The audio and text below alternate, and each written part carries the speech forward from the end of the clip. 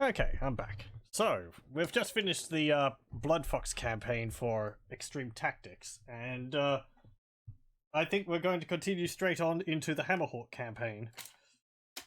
That means I'm going to have to switch the CD over.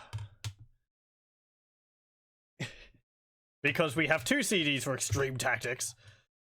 It was just that extreme. And each faction has... Well, they have one CD for either faction. I think it's primarily so they can fit the cinematics on the CDs, because gameplay-wise, the factions are basically exactly the same.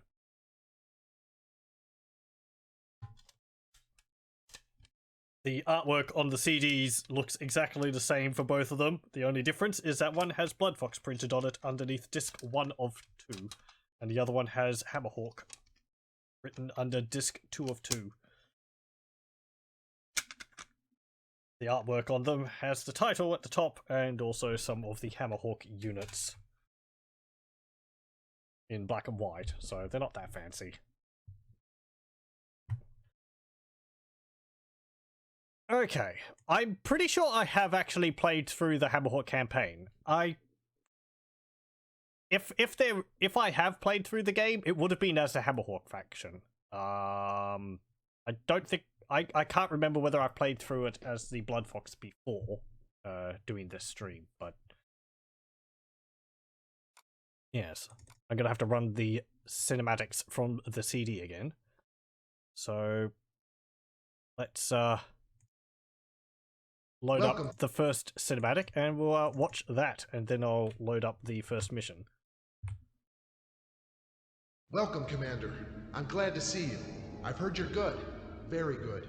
So you'll be taking orders directly from me from now on. I expect nothing but the best from you. And as your clan lord, I'll do my best for you in turn. We should both find honor in that. The first thing I want you to do for me isn't glamorous, but it's vital to the clan's survival. My scouts have located several Coolar fields in the western sector of the Sea of Sand. I don't have to tell you how badly we need that Coolar, Commander. Power shortages are rampant, and the war effort is already in danger. The Bloodfox clan is sniffing around these Coolar fields as well, but so far they only have a light presence in the area. I want you to secure every Coolar field in that sector and eliminate those enemy patrols. I need you to pull through for me on this one, Commander. We can't afford a failure so early in our struggle. You know the old saying, the fox feeds on the smell of blood.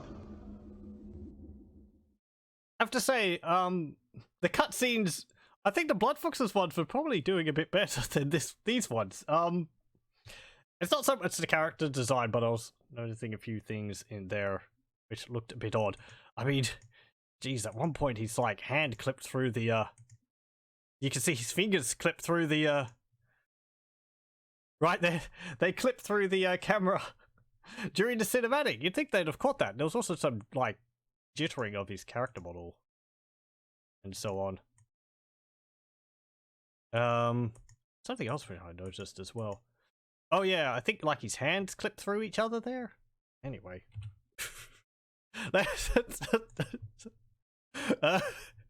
let's actually get back into playing the game. Okay, new campaign, Hammerhawk. What color? I had some better colors to choose from.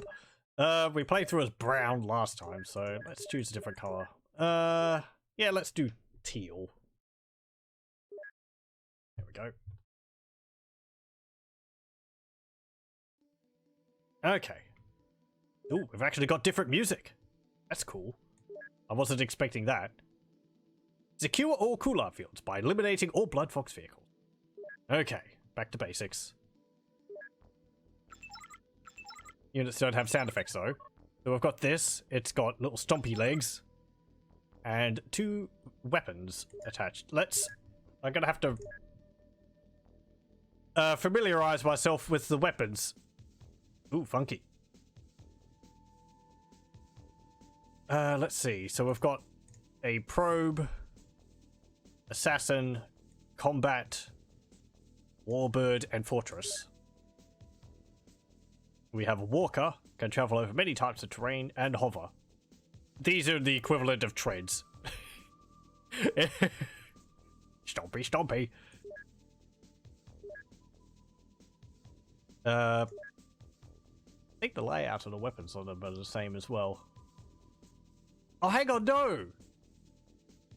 I think the Bloodfox have 2 4s, 1 3, and 2 2s. Whereas the Hammerhawks has got 2 4s, 2 3s, and 1 2. Okay, so there is a bit of difference in their chassis design. Probe, that's the same. Assassin, that's different. Because the Hammerhawk one has got, I think a 1 slot and a 3 slot. Whereas this has got 2 2 slots. That affects the weapons which the Hammerhawks, which the Bloodfox can put on their tier 2 chassis, because they can only put a machine gun on it. But they can also put a particle beam on it. Combat. I think that's the same. Or is it like 3-3-2 to 3-2-2? Warbird, 4 and 3 3s. I think Bloodfox goes 4-4-3-3. I was just playing them and I've already forgotten. Shows you how much I was paying attention. Okay. Let's see. Yeah, transport, so we got that. Armor values probably change as well. A little bit. So what have we got? We've got a plasma rifle. Oh, that's our machine gun. I think that deals a bit more damage. Delay is 1, strength is 30. I think the machine gun strength is 20. Range is 64. I think that's higher than the machine gun too. Maybe. Positron emitter. Okay, 128, strength 80, delay 2.5. Photon mortar. Lasers. I think that's basically the same. Yeah, okay. And that's all that we have available at the moment. Okay. What have we got? We've got you with emitters. You've got a plasma rifle and an emitter. Plasma rifle, emitter, emitter. You've got a mortar, mortar, and you've got 2 lasers on both of you. Okay. Let's get started then.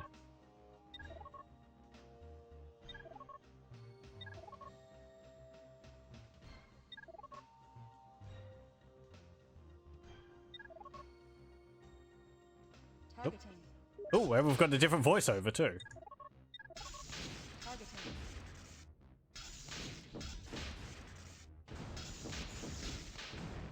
These plasma mortars look really odd.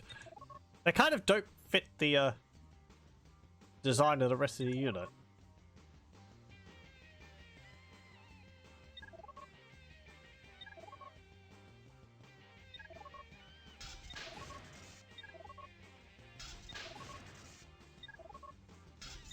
Get up there.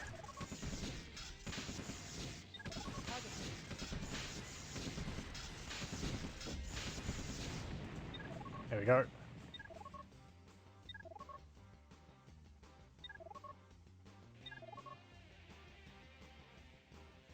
Initiating attack. Oh, hold on. One moment. I like how pausing it. You see that briefly? The units actually keep moving their legs. Okay, not you. Okay. Oh, the music reset. Oh well. Yeah. They're still walking even while they're paused. Targeting. Can't stop strutting. Targeting. There we go.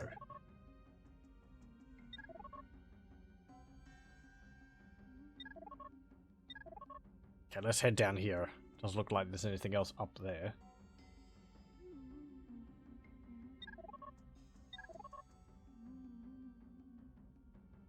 Looks like the walkers can go over debris. Maybe that debris is not big enough. No, you can't go over it. Targeting. Hmm. Targeting.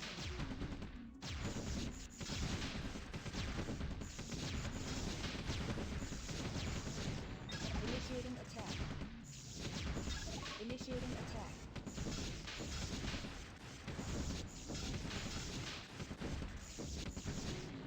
There we go.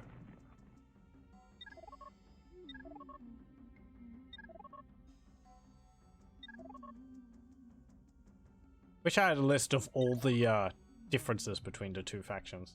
It seems like there's more than I thought. More just subtle differences, like total annihilation than anything else, but yeah. I would assume they have different focuses. I had to guess Bloodfox seemed like they have more tougher units.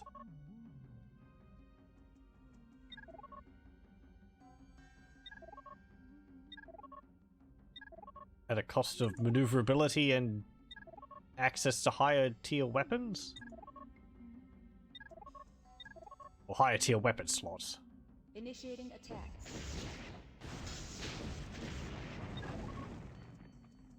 Targeting. There we go.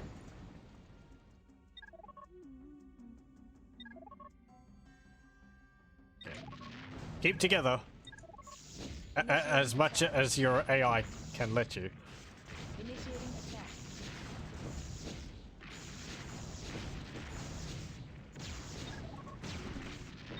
Targeting. There we go.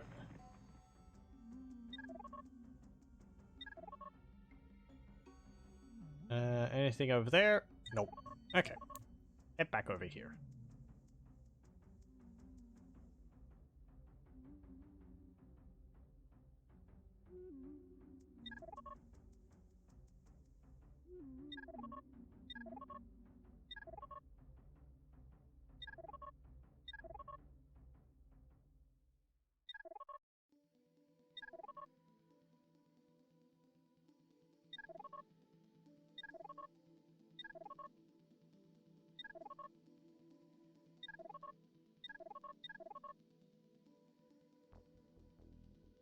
Nothing there. Oh, no, there is. Initiating attack. Target. You can get there. You can shoot him, I'm pretty sure.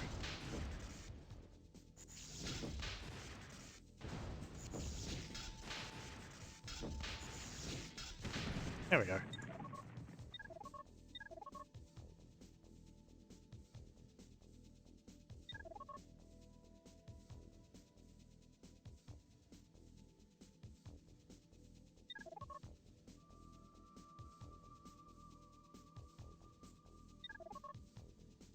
Initiating attack.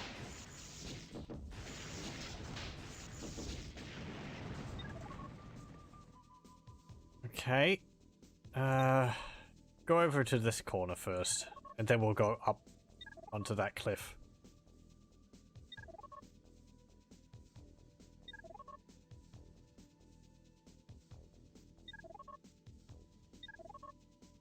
Walker legs seem like they're about the same speed as the hovers. Which... or the other faction, weren't they? Yeah, they got the same speed. 50-50. I think the treads were a bit faster, weren't they, than the hovers? Bloodfox? Hmm. Maybe they were the same speed.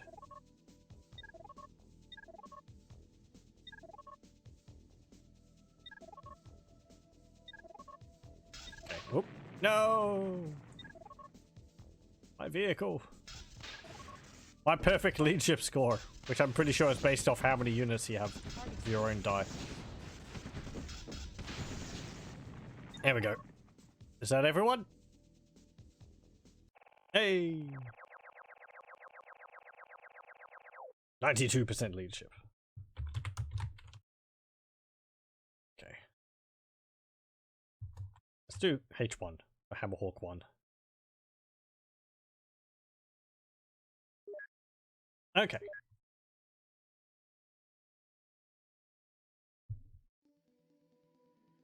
Start game. Pause. 2. And we'll watch the cutscene. What have you got to say now? Apparently, congratulations. Congratulations on your first mission, Commander. Thanks to you, we're not running on empty. Now that we've got Kular, we need to build up our arsenal, and for that, we need Calibrium. We've located several mines in Sector 2, but they're all enemy occupied. We can't lose such valuable resources so close to home. I want you to secure those Calibrium mines and eliminate all enemy vehicles in the sector. You can take one of our new detection relays with you. That should help you keep a closer eye on those Bloodfox scavengers. Okay, Commander. Go show me that you weren't just lucky the first time out. Why have you got a giant spike vertices in your groin? Okay. Whatever.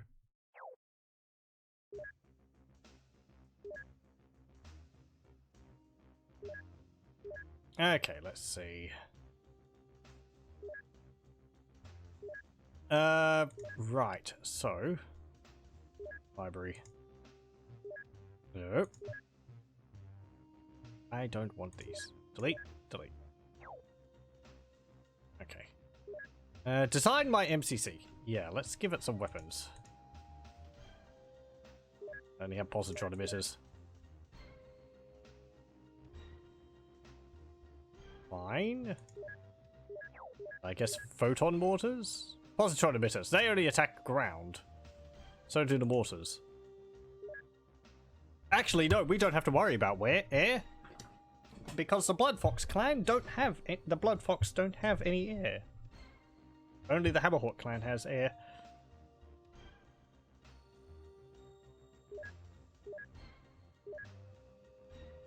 Got detections. Sure. Okay. Yep. Save changes. And design. New. Let's see. We'll go for that. We'll go for the stompy legs. And we'll get...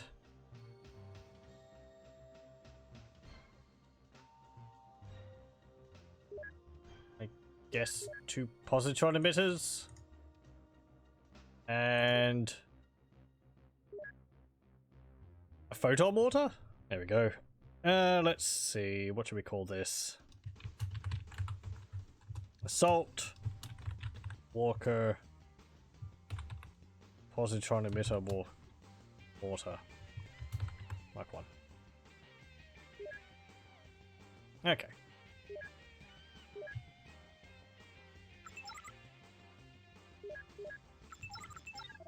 Okay, head down here.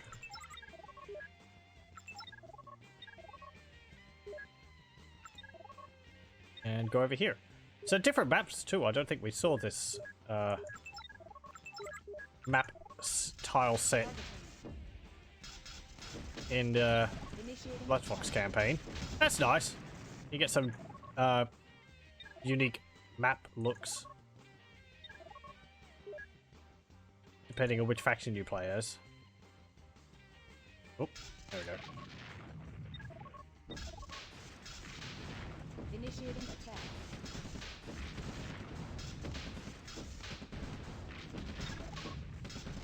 Targeting. Okay. What's our goal for this mission? Okay. Just eliminate enemy vehicles and discover mines. Targeting. Hey, there's a mine.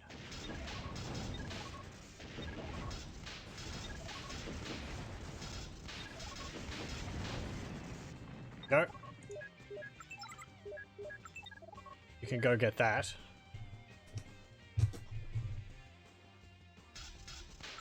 Initiating attack. Initiating attack.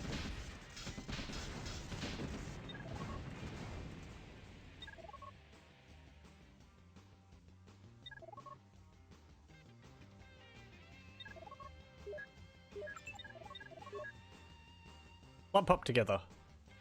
Actually, pause. Design.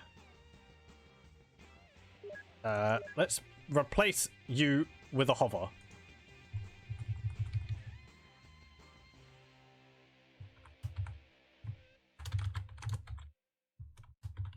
There we go. Because,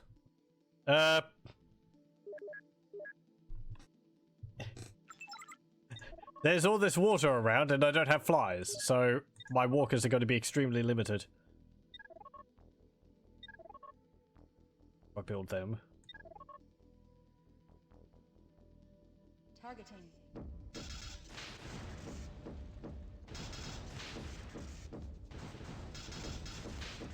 MCC under attack. Oh. What? Oh, hello. How dare you? MCC under attack.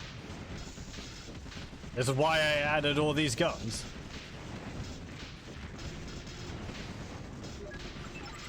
MCC under attack. Targeting. Targeting.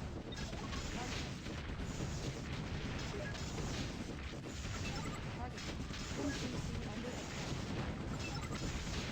There we go.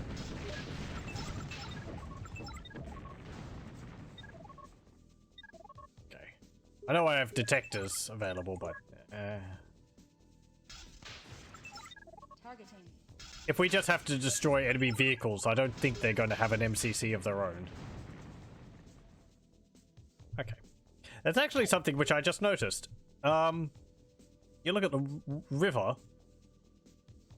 There's a lot of light here, bouncing off the water, and it fades out as you go over here. That makes me wonder whether the map was actually modeled in one big piece. Because I don't think you'd really get that if you were placing it down tile by tile. It wouldn't look as fluid as that, as natural as that, the lightings, as it like tapers off there. I wonder whether they like modeled the entire level and then took a screenshot of it. Or took a render of it and then put it into the game and designated boundaries like that. And put the equilibrium mines. Because it's something in all of the levels, kind of, that they don't really feel like they've been repeating, like, tiles?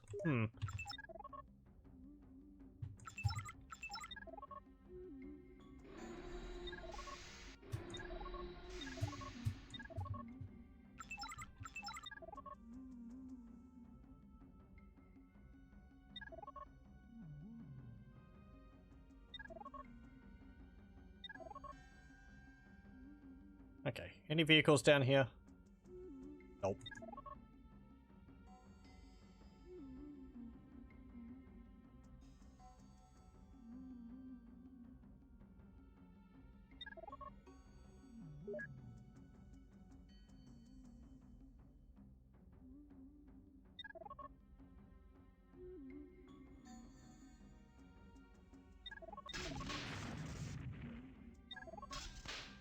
Targeting. Targeting. There we go. And, oh, Targeting. Initiating attack. such a weird noise they chose for the lasers. Sounds like a big, like, metal shutter opening and closing or something. Initiating attack. Initiating attack.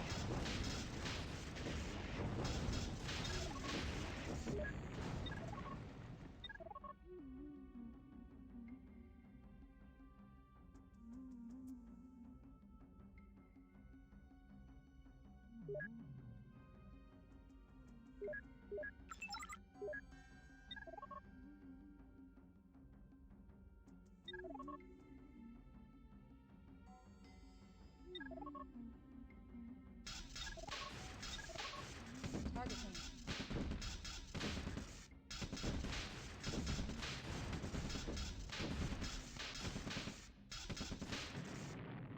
Yeah, there's actually a advantage of our units over the Bloodfoxes there, because since our assassin class has 2 level 2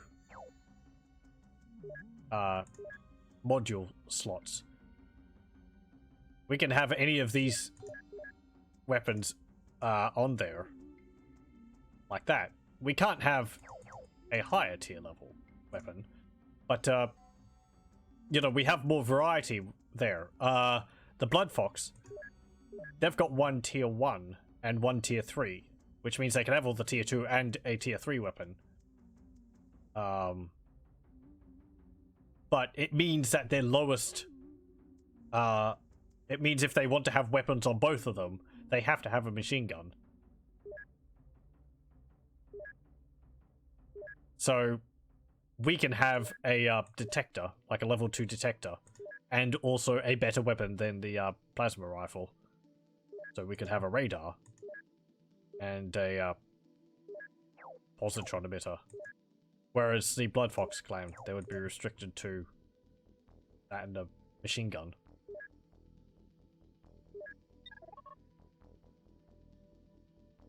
Hmm.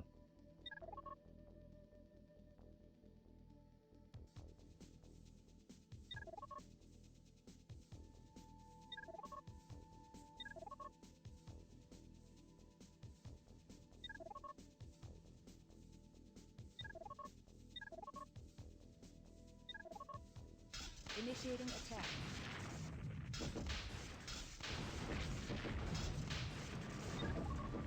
Targeting.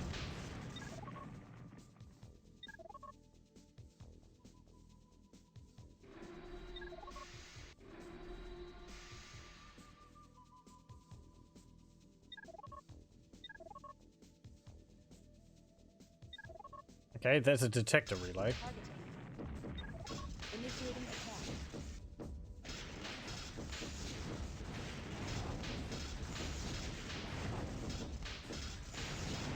Initiating attack. It doesn't matter whether we destroy that now or afterwards. Targeting. Initiating attack.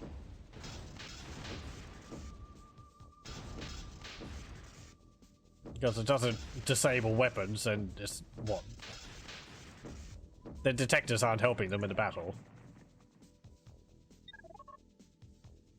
There we go. Oh, I lost 4. Oh, I didn't get a high score. Meh. Okay. Options. Hammerhawk 3.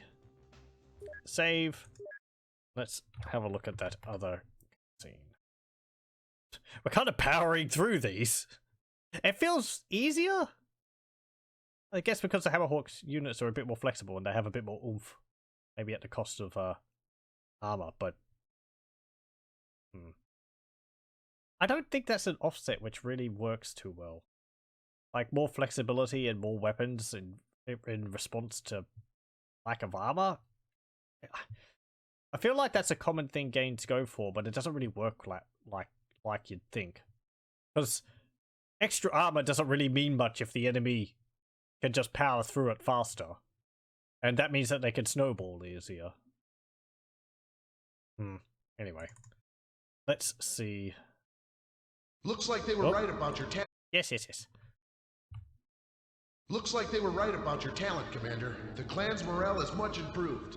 Now let's see you stretch your wings a little further. We've got a new problem. The enemy has built a relay station that's allowing them to outfit their vehicles with shielding on the field. To make matters worse, they're heading straight for Sandoris, and that city isn't well defended. I want you to intercept the enemy, destroy that shield relay, and bring down the MCC. I wish I could outfit your troops with shielding as well, Commander, but I'm afraid our technology is running well behind the Bloodfox clan on this one. You'll have to do the best you can without it. Good luck. Okay then. Also, it reminds me, in the first cutscene we had of him, it sounded like the person who was speaking, like, bumped the mic or something like that, because I heard a noise, but it might have just been his fist hitting the desk. Anyway.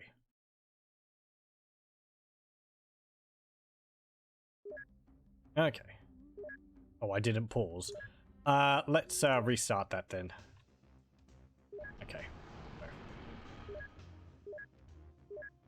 Right. What have we got? It's like a desert plain. We have a detector. Apparently they have shields, but we don't. Okay. Locate and destroy the Bloodfox detection relay. Locate and destroy Bloodfox MCC. Okay.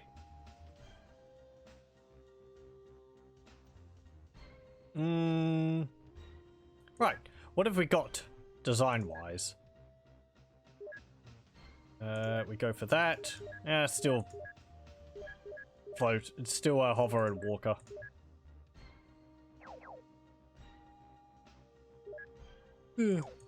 Say weapons. Usual detectors. Put a radar dish on the front of it there. It's 2 photons. 2 positrons. There we go. Heavy walker. Radar. Mortar.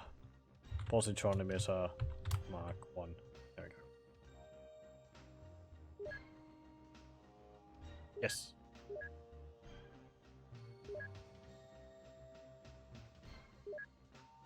No. Right, whatever. There we go. Okay. It actually build those. We've got a scavenger bot too. Oh, you've got legs. Okay, I couldn't see them underneath your massive bulk.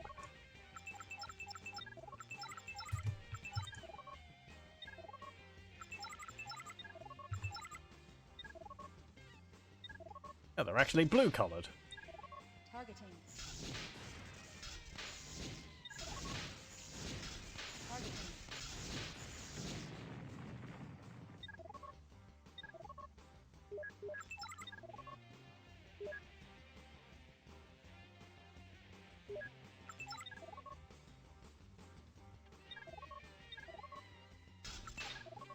Targeting.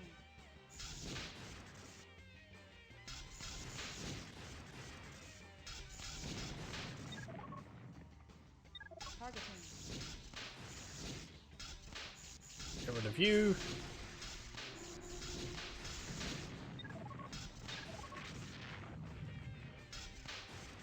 Initiating attack.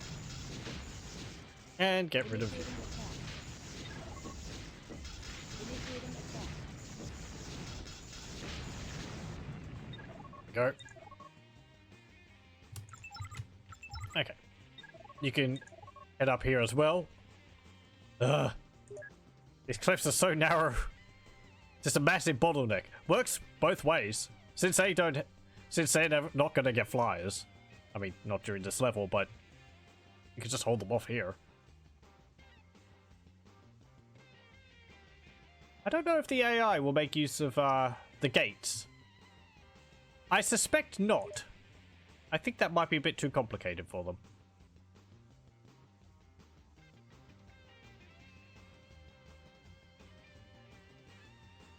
Which puts the Bloodfox clan at a big disadvantage if so.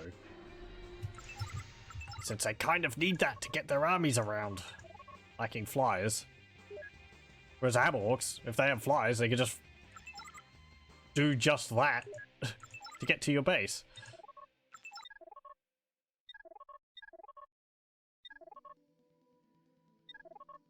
Okay, I really don't need you up on the front lines.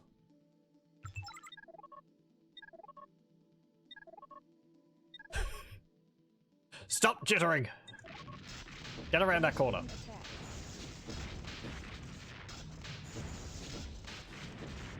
Initiating attack.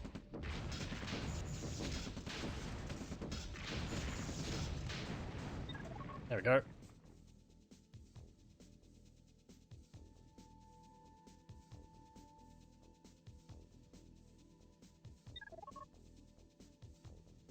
Okay, let's head up here and have a look. Might actually move you up there. Cooler's fine down there, but if I keep moving you forward, makes things easier.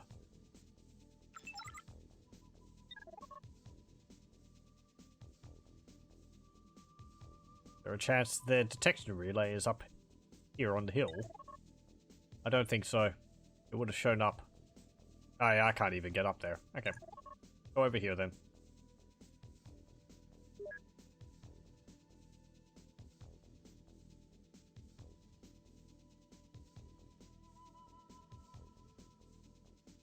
Once you two drop off your resources, I think I'm going to send my MCC up to this field.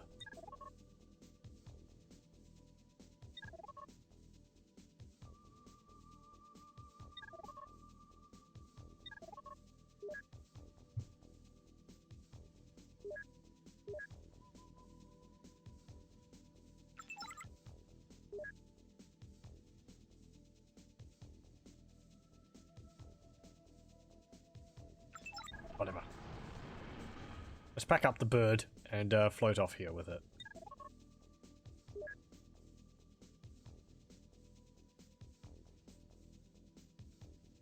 Again, I'm amazed at their packaging technology. The fact that they can, like, compact the entire vehicle into just a little head there, it's really impressive.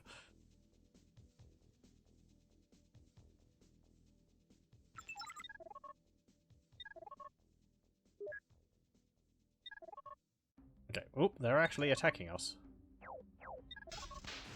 Initiating attack.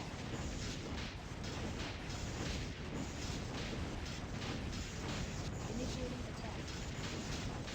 This might get a little troublesome. Initiating attack. Targeting. Yeah, they've got shields on there. Laser shields. Okay.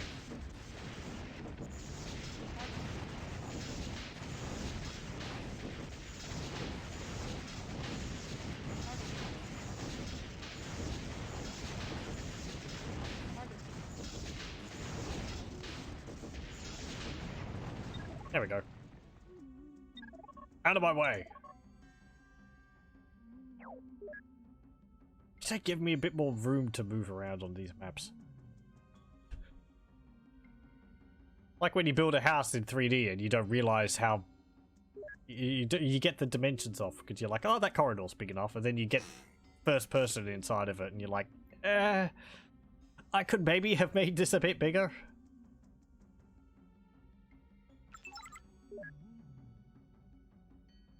For how big the units are. But like you should be able to fit like 3 or 4 of them down there? I don't know. Concessions because of the AI. Since they're always bumping against each other.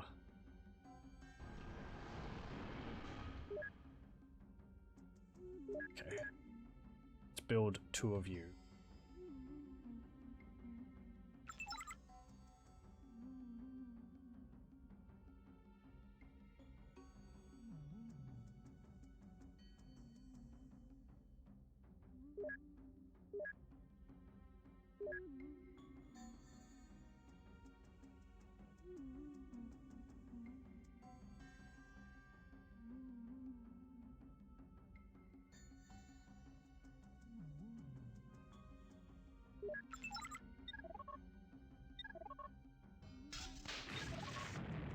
No!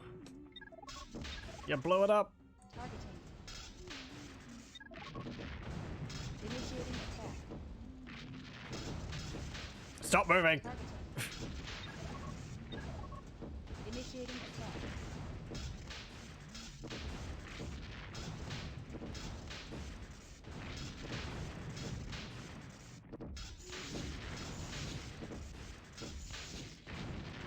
There we go. Okay, they're attacking again. Oh man, that sucks. I was wondering whether that would be a problem. My MCC can't actually produce units because the terrain here is too close for it to spit them out. There we go.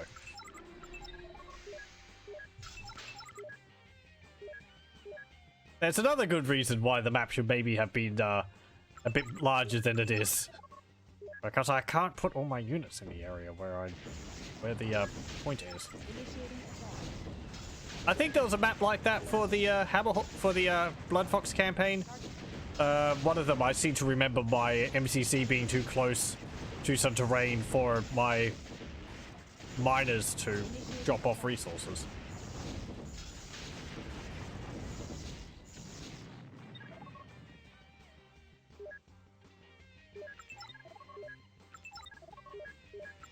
Initiating attack. Initiating attack.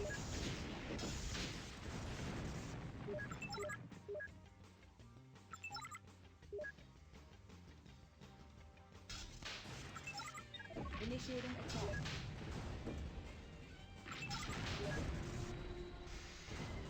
Okay. And I am going to... Yes. Swap that over.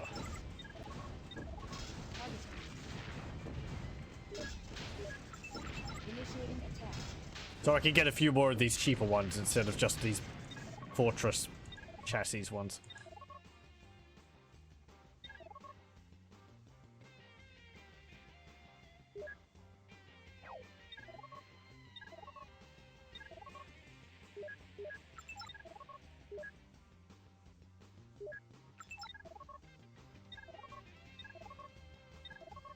Initiating attack.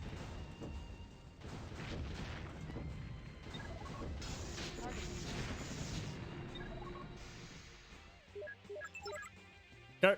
Head down here.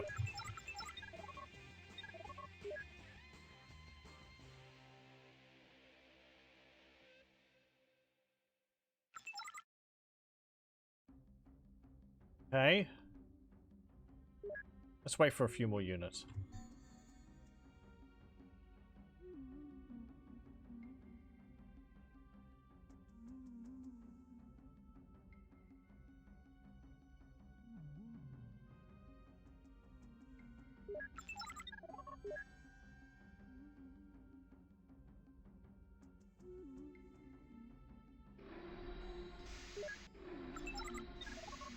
Yeah, I didn't think you could go over sharp rocks there. Okay.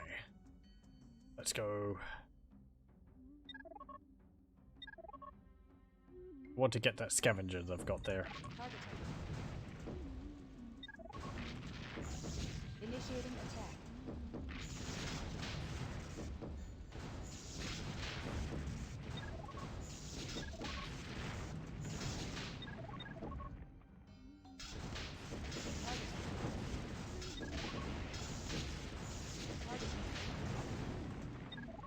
Okay, and head down here.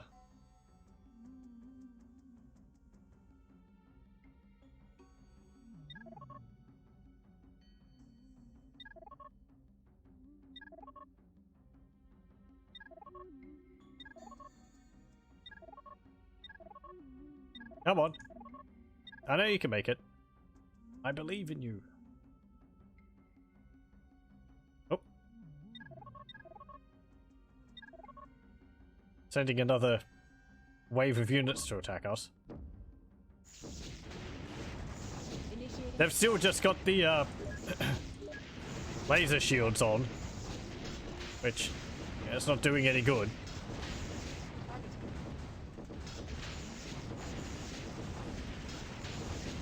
Because fortunately, I don't think any of my units are using lasers.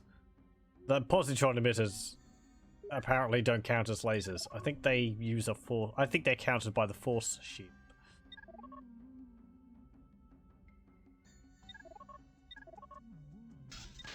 Initiating attack.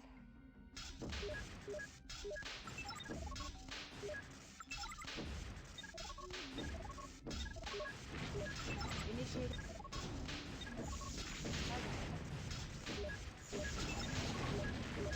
Fine.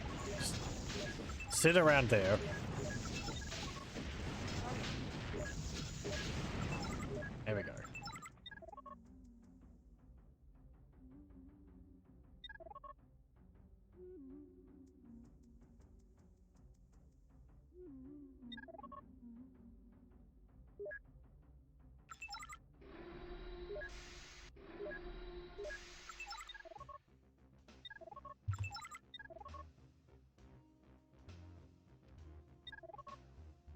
Okay, head up here.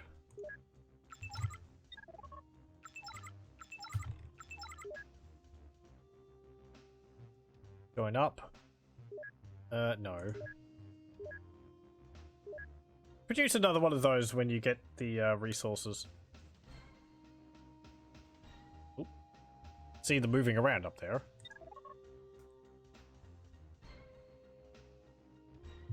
There's their MCC.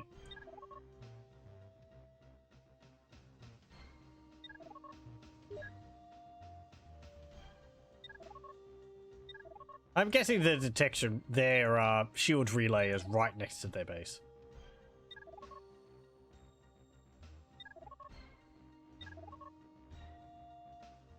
Where are you going? Are you trying to take like the shortest route to my base? But don't realize there's a cliff in the way. Targeting.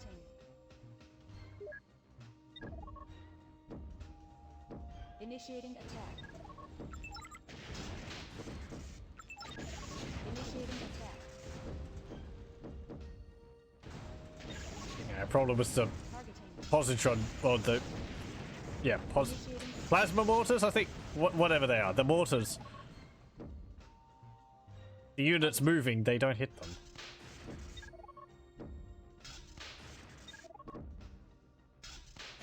Initiating.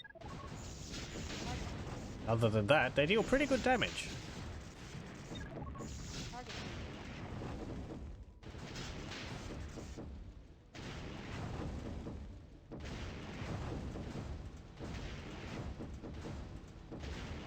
Lobbing little blue orbs at the enemy.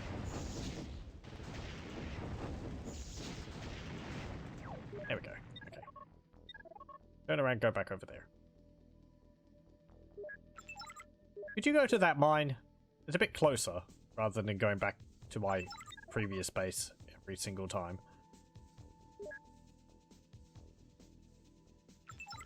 Okay. Yeah, we could probably destroy their MCC. Wonder what happens if I destroy their MCC before I destroy their...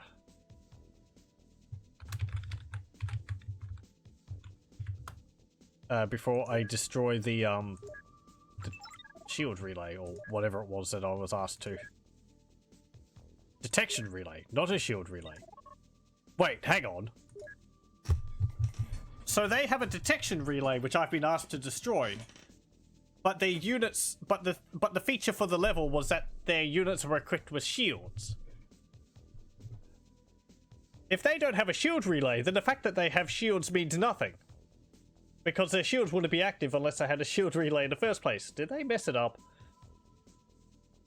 Because the detection relay is what gives you radar. It's not what gives you shields. Oh dear. That's kind of a big... that's kind of a big mistake to make. That would make sense why their shields weren't actually really doing anything.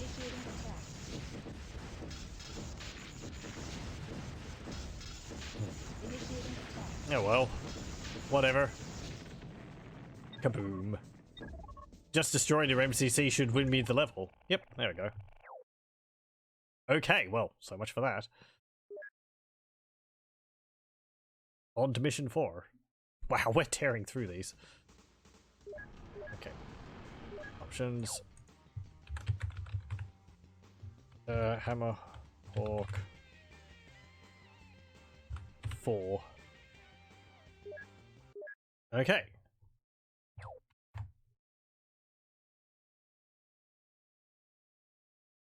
What do you say now? I think, Commander. Yes. Just a moment.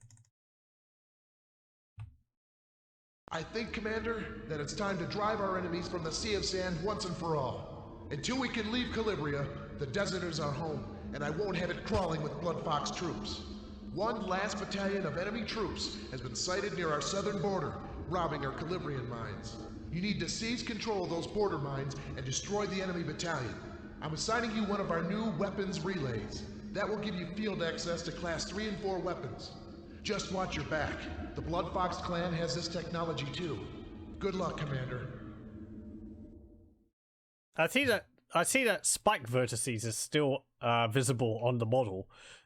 Except this time it's sticking think, out of Commander- the back of his model than in the front. You can see it here.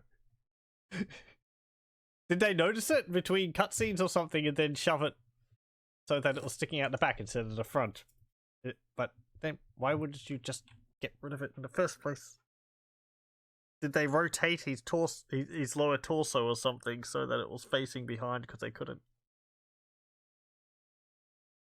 Or maybe it just appeared in the front because they twisted the body in an odd way during that cutscene. I don't know.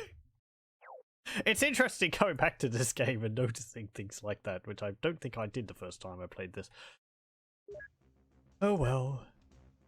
I might have, but I wouldn't. Maybe I didn't. I wouldn't have known what I was seeing.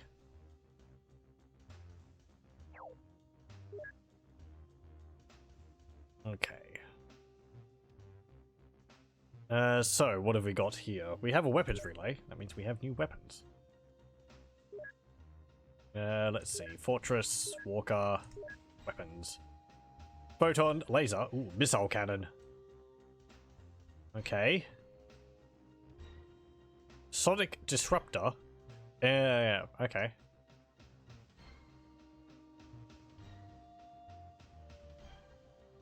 Is that not protected by, is that not, guarded by any shields? I don't remember seeing the Sonic Disruptor mentioned in any of the shields.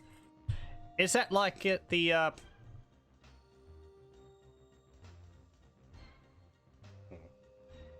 Hang on. I saved, didn't I? Yes, okay. Abort. I'm going to go into the design room. Because I want to have a look at things. Okay. We'll get walkers. And Sonic Disruptor. Right, because I want to have a look at the shields. Missile cannon, heat seeker, missiles, machine gun and cannon. Plasma rifle, positron emitter, plasma rockets, and particle beam. Lasers, photon mortar, laser guided missiles. Right. So the Sonic Disruptor is a tier 3 weapon. And it's not actually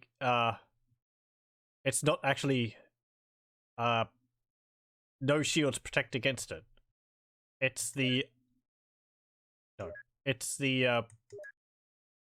Hammerhawk clan's version of the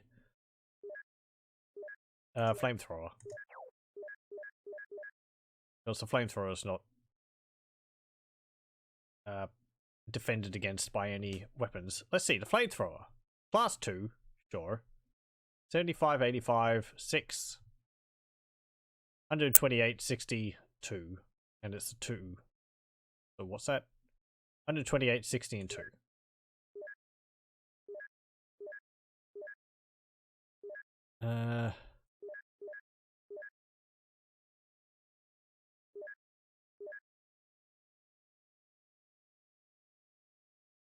Okay, so it's got like 2.5 times extra range, 384 instead of 128 or whatever it was. Strength is 80 instead of 60, I think it was it? And the delay is 4, whereas the flamethrower's delay is 2. Okay, so the flamethrower is a shorter ranged weapon which has half the strength but twice the firing rate. Also, Sonic Disruptor, I think it costs more. Looks like it costs more calibrium. Or metal. And it's also a class 3, so you can't outfit a vehicle with as many of them. So you've actually got a more powerful weapon here. Okay. Interesting. Okay. Anyway. Yeah. There we go. Okay.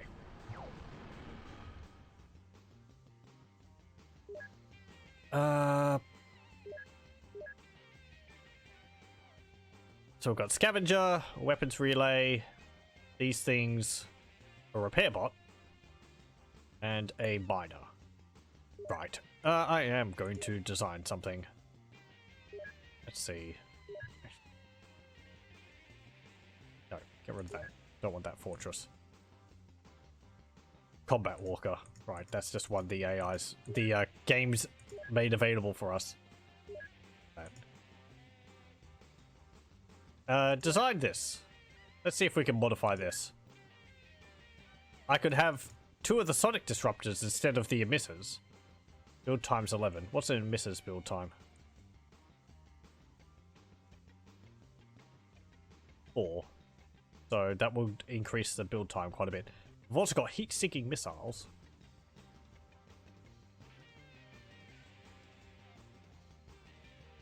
And the Talon, which, this is like the claw, it disables a vehicle's weapons. I'm pretty sure. I believe they have the same effect. So I can put 2 heat seekers. It looks so unbalanced. 2 of the positron emitters. No, the Sonic Disruptors. Yeah, they can attack air as well. Missile cannon's got a faster firing rate, also deals more damage. Takes more time to build, and it costs 25 more calibrium. But it costs 75 less.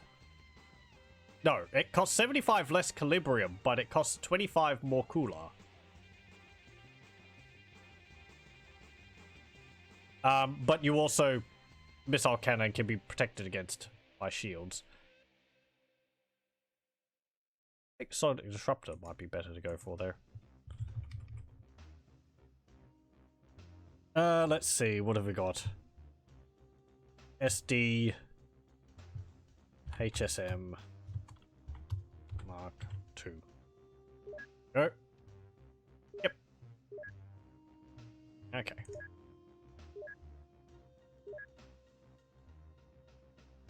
How long is that going to take? A while. Well, let's get some of them.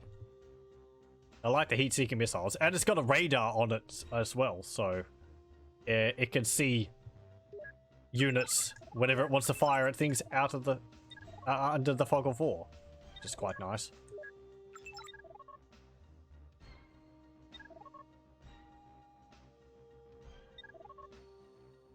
Hey, there's a field. What have these got on them? I think they've got a missile rack and 2 positron emitters. It's not called a missile rack. What was it? A missile launcher? Missile cannon. Cannon. Something missiles.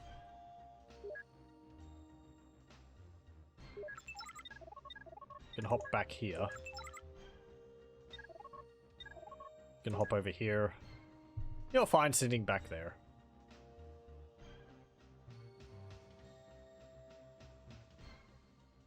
Actually, no.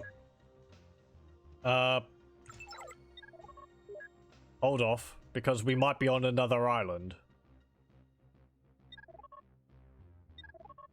Or not. Okay, doesn't look like we are.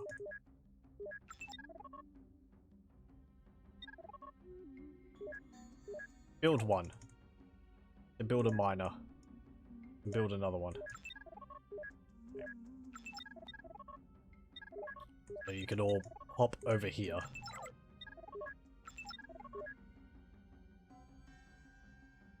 Cool. That would have been a nice feature to have. Pausing construction. Instead of me having to, or instead of me just cancelling the construction there. Because I know we have to now wait basically the entire time again for the vehicle.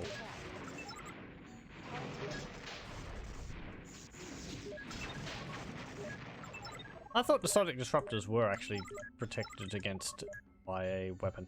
I think it's because I thought they were something else. I might have been calling them the positron emitters. Forgive me if I don't know all the weapons in this game off by heart. Oh boy.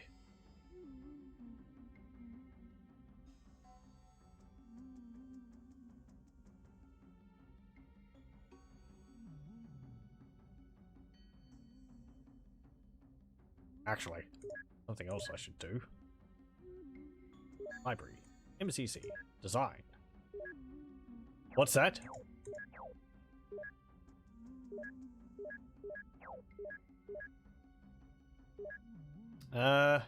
Yeah, that seems fine to me.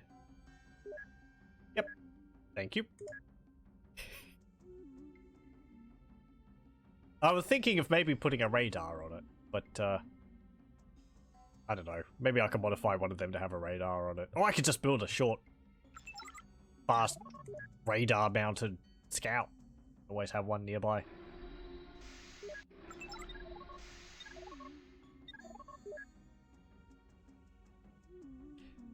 Something which might have been interesting for balance is if you had the higher tier weapons on a vehicle, it would also slow it down. I believe it's only the legs which determine speed. Chassis as well. But I don't think weapons factor into that.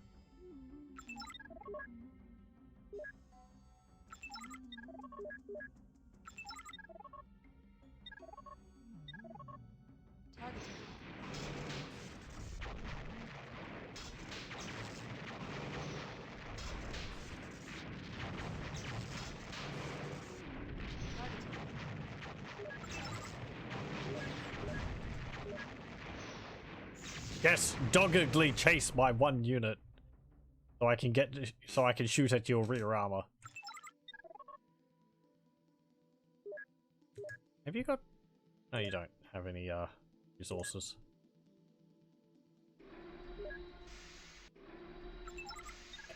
Mine up. Up down here.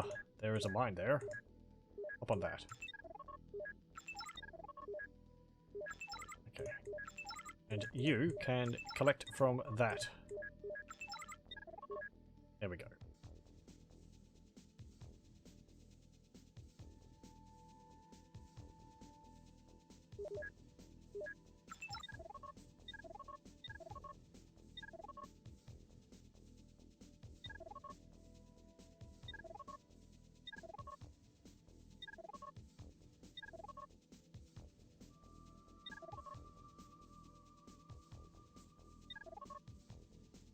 Here.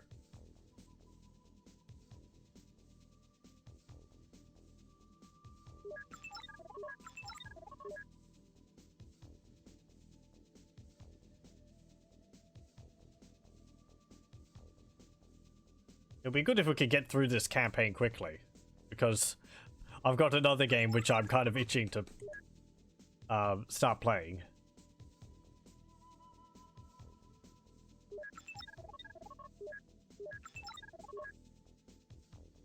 This game's fine enough, but, you know.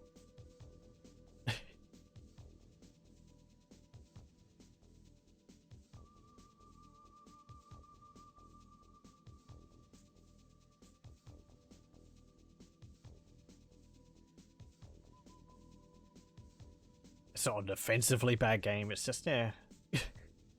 I played more exciting strategy games.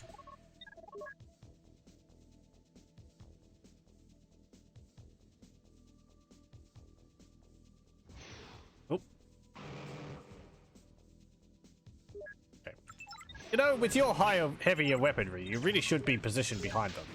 Or maybe you shouldn't, because you do have more armor than they do. So you can take the brunt of the attack. I should have checked to see whether the Hammerhawk vehicles have lower overall armor or not. Probably. That would make sense. Oh, up there.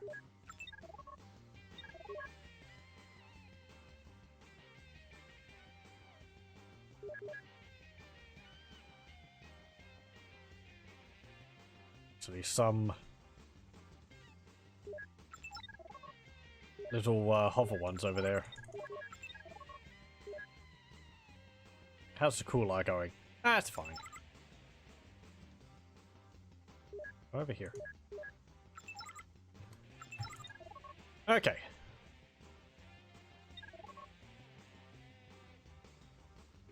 Right, okay, that's where all the units are.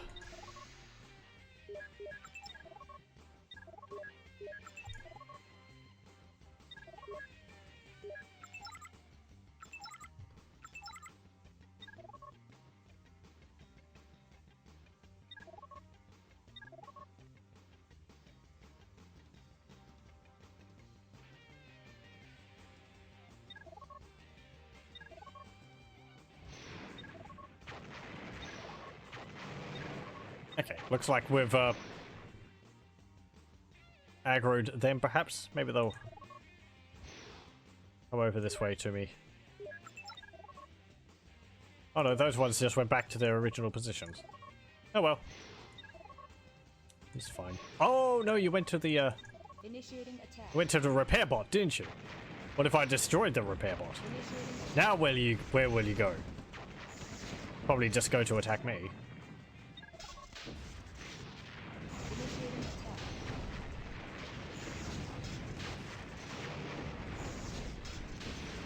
Brr, green lines.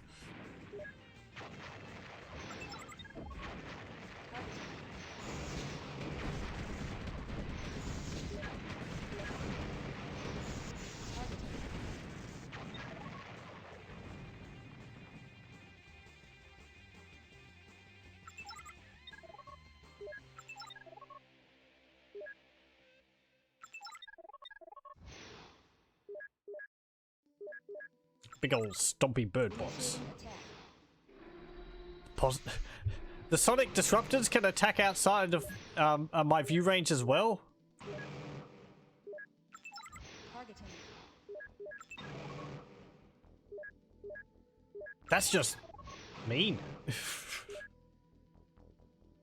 Like their entire arsenal of weapons can attack enemies outside of their range, outside of their field of view. Targeting. No. Targeting. Targeting. Uh-oh. I think we've upset them.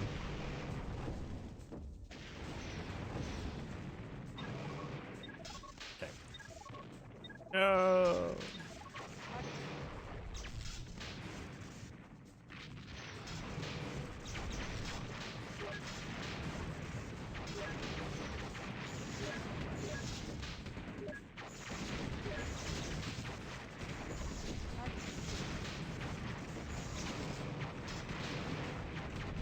Initiating attack. Get rid of the weaker ones. Lower DPS.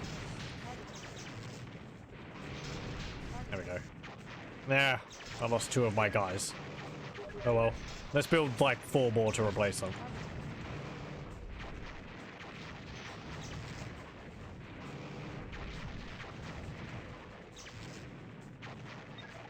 There we go.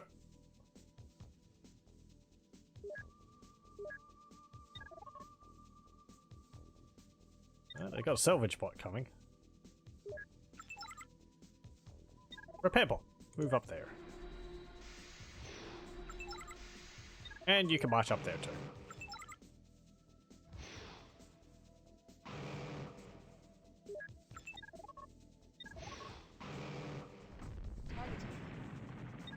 There we go. We'll just cut off all their resources. Why do you keep getting stuck there? You can hover. You could go over that. I don't know. Head up there.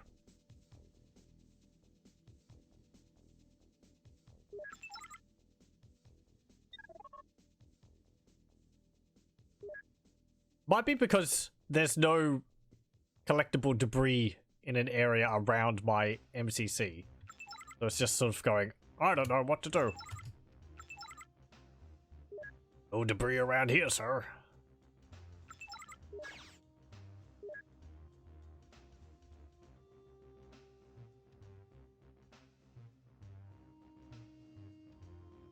Actually line up pretty nicely to get repairs.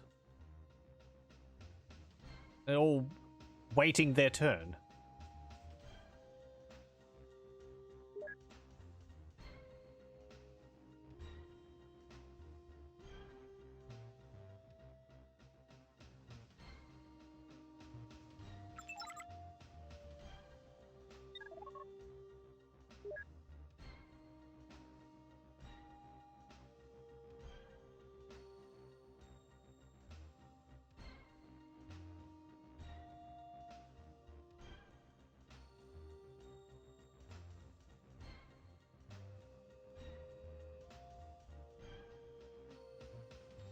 This map doesn't have the interesting lighting on the water as much as it did on the last one. This one looks a bit more tiled.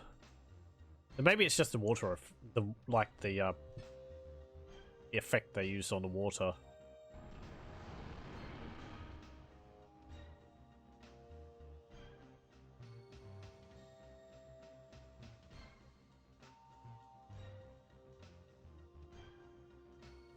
Level layout still seems to be pretty unique.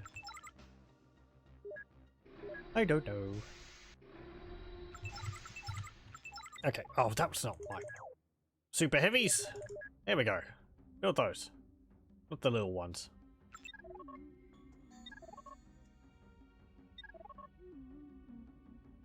Initiating attack.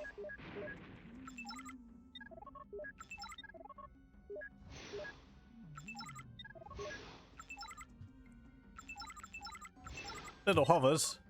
Sit back. Let the heat-seeking missiles do their job.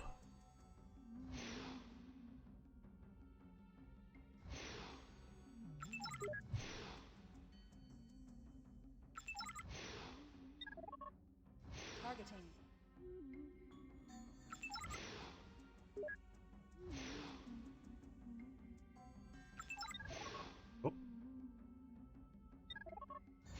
Okay, they've decided to do something about it. Initiating attack.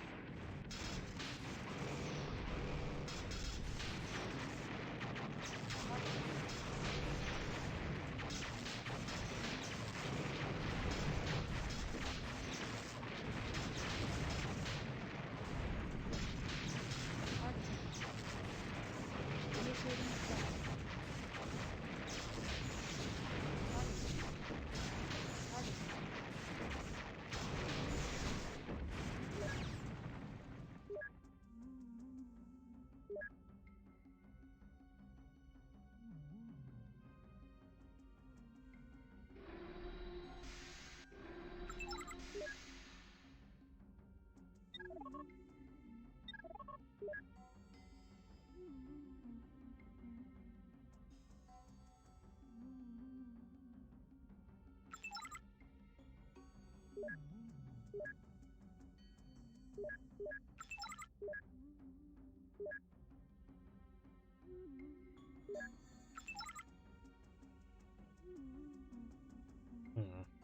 I mean, you could hop over that way, but Targeting.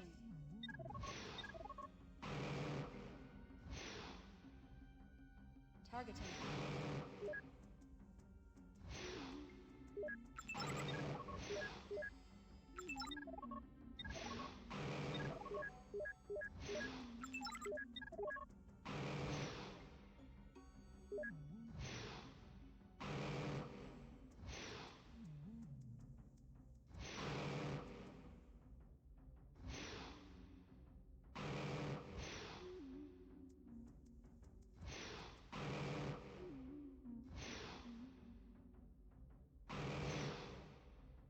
there we go. And we win. Hooray!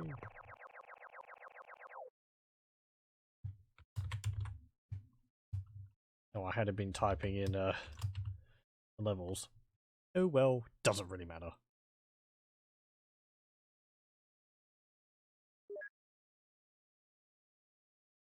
Already lost 5 units. How about that? So efficient. Okay. Start.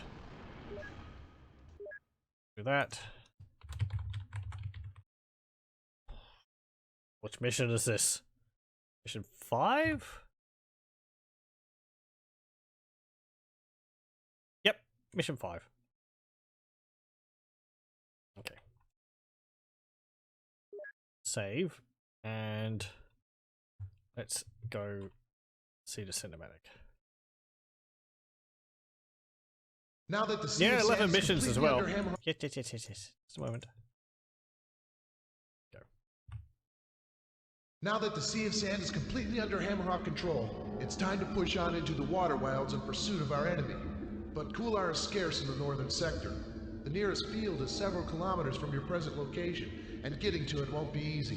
The terrain is unusually narrow, and you may not be able to deploy your MCC. I'd advise you to build extra repair units to take with you before you set out. Just keep your eyes open, Commander. Unfortunately, this mission has ambush written all over it. Okay. Ambush? Oh no.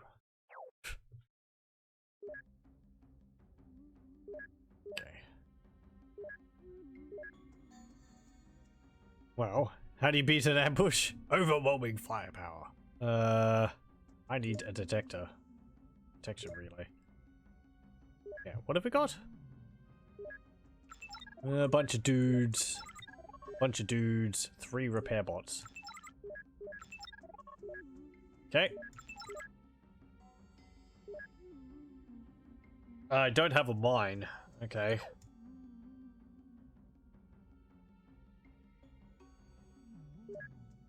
Build one of the heavy walkers.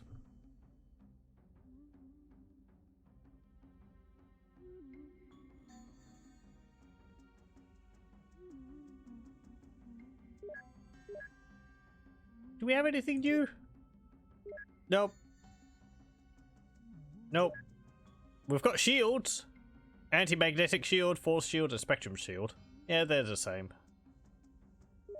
And yeah, detectors. Okay.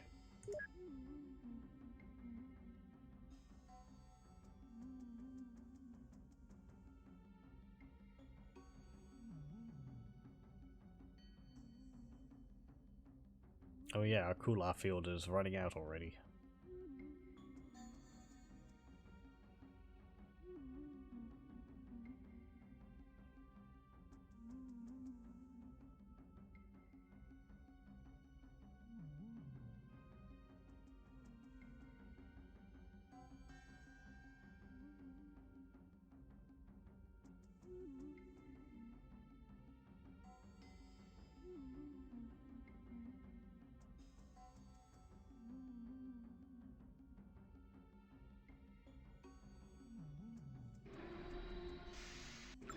Okay, you hop down here. And hang on.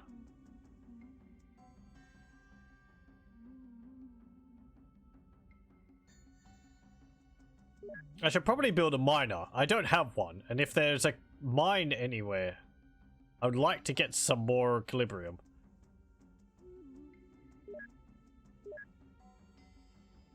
So I'll do that, and let's see.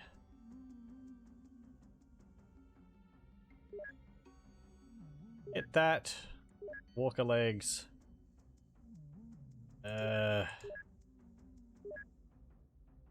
Radar.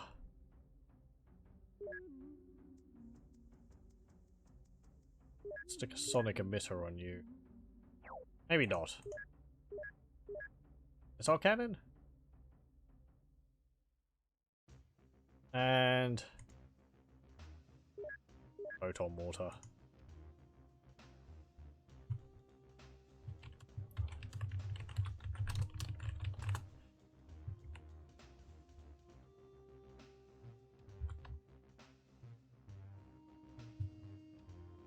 What's it called? Yeah, missile cannon. There we go. Okay.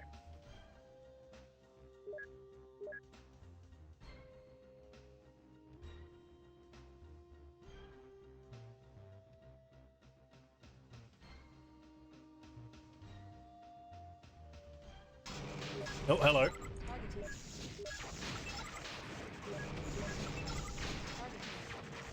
I mean, you know, good luck trying to deal with my MCC. It's got a whole bunch of heat-seeking missiles all over it.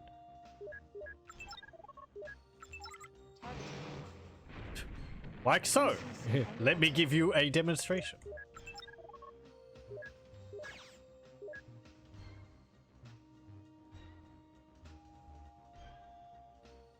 Oh, I didn't unpack you. Here we go.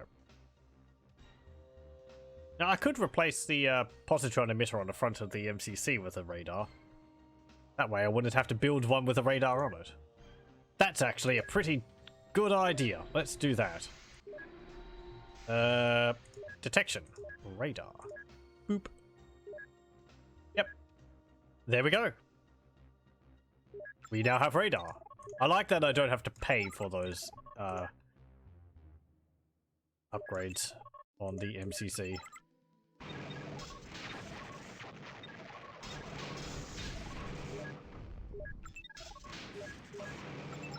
Hey!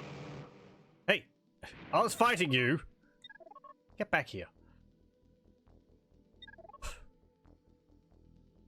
So rude. In the middle of fighting, and what do? They just go turn around and run off. They're probably getting repairs.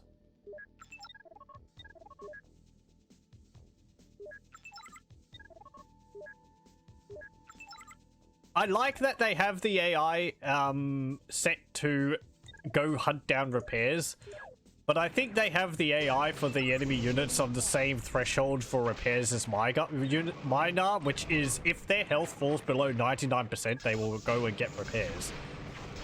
Which is a bit high. Or it's like 90%? Or maybe they just went around. Yeah, I don't know. No. Unpack.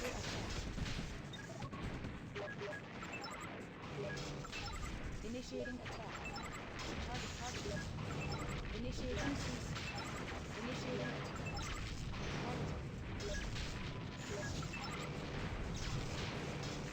Initiating attack. There we go.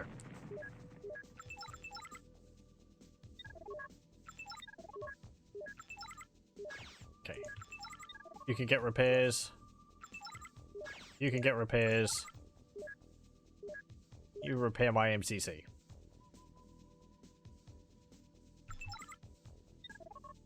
Okay. Now that we've got some more Calibrium coming in, I am going to build one of my heavy walkers.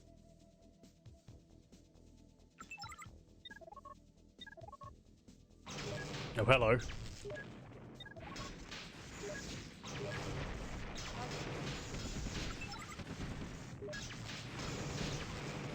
Initiating attack. Targeting. Hey, we saved him.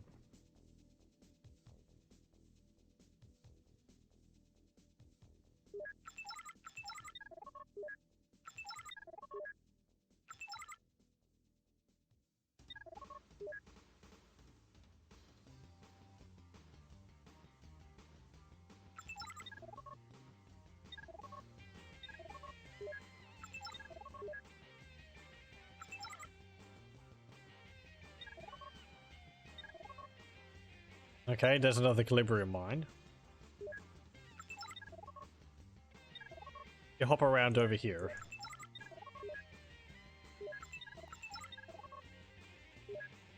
Initiating attack. Targeting.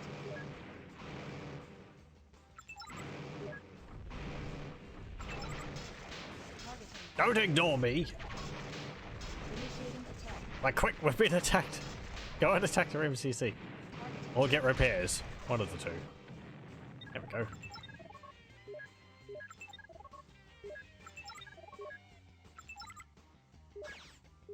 Get repairs.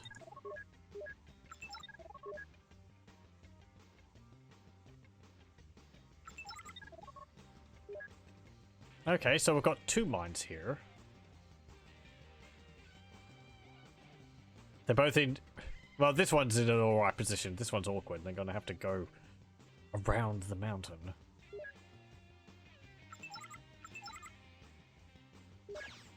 Hmm.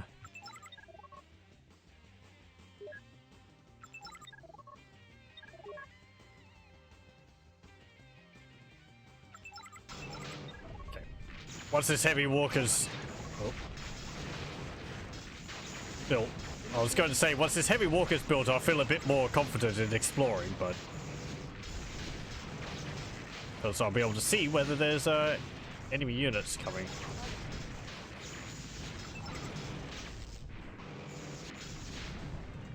Targeting.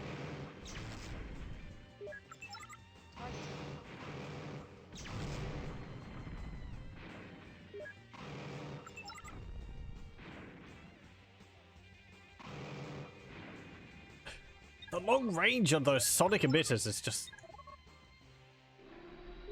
very nice. It's kind of a bit disgusting. I think it's far more useful than the flamethrowers were.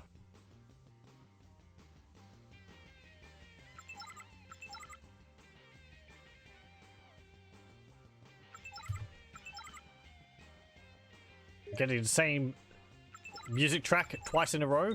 Okay.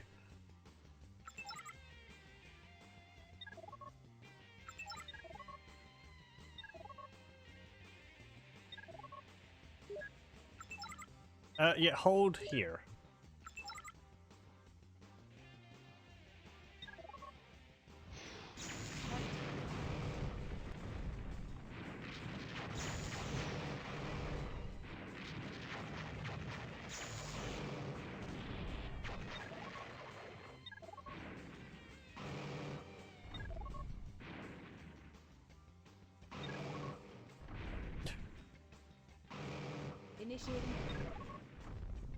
Initiating attack.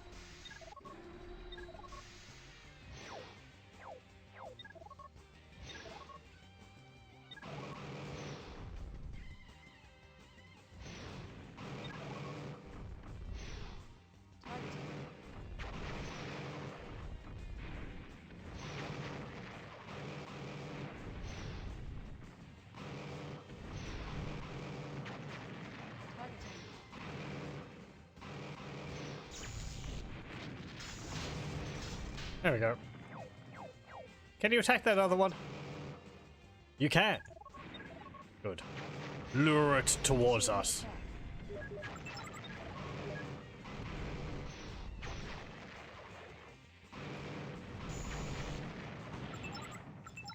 There we go.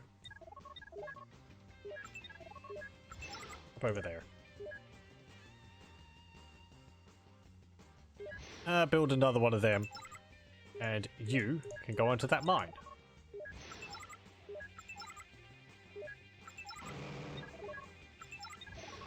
Initiating attack.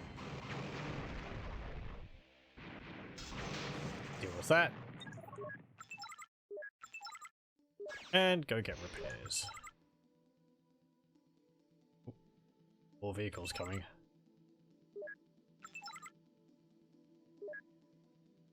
Ow. They've got treads. They're not going to be able to get over that water. And my mine is out of cool.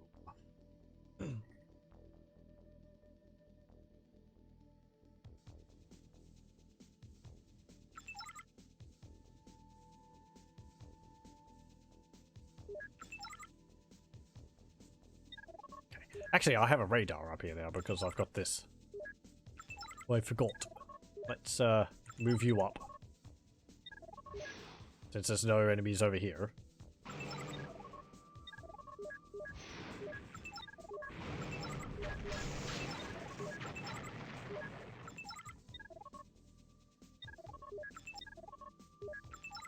What are you doing? Targets. Concentrate. Stop. Don't relentlessly pursue. Hold on. There's some weird things which have been set for my unit's AI. Yeah. Stop, concentrate. Yeah, that's fine. Okay. Pause, design. Intelligence. Combat. There we go. Yes.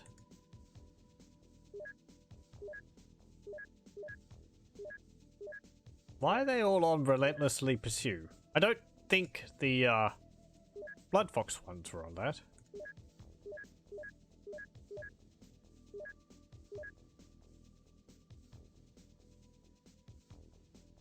Okay, that's all the ones which I care to.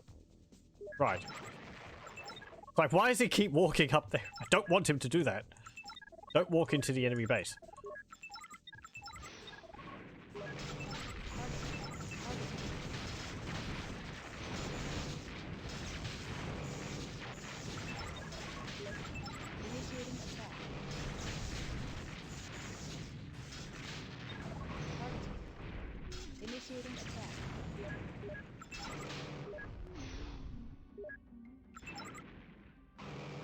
Okay, well, there he goes. Oh. Initiating attack.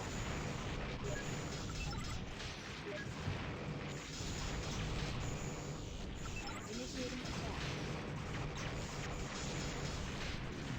No!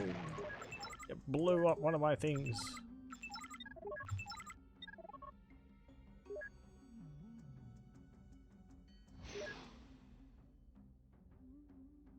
Oh, you'll get rid of him.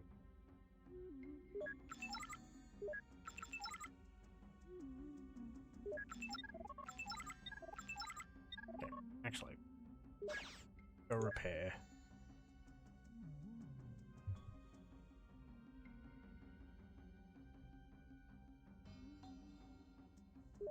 How are we going? You're building that. Fine. Yeah,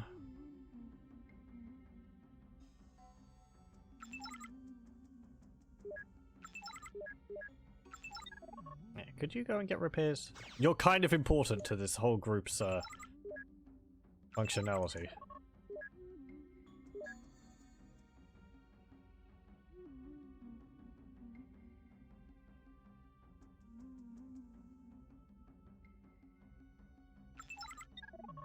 Okay.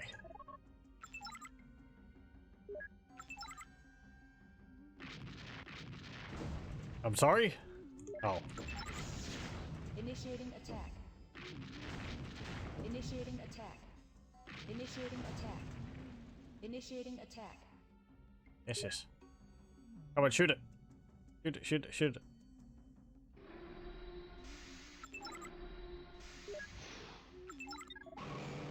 Targeting. MCC under attack. Initiating attack. There we go. Okay. Head up here. Have a look around. See whether there's anything around over here.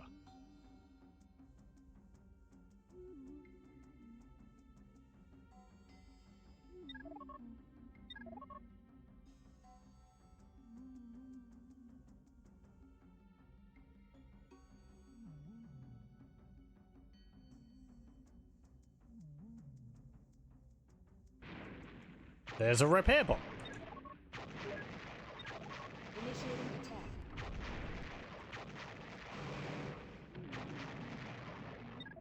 No, they slipped past me. No.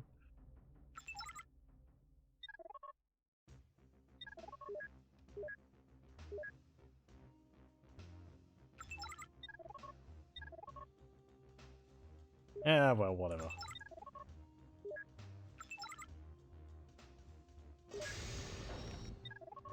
Let's move you up a little bit more.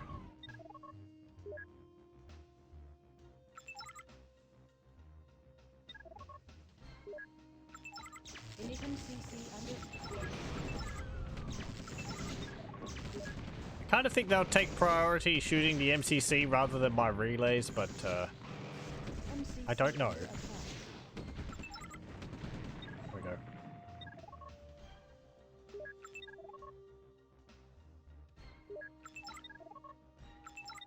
Okay, let's head down here.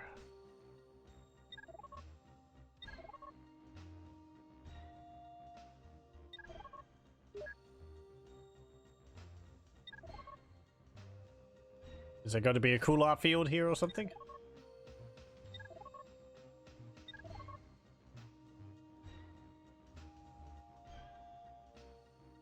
Hey, there's one.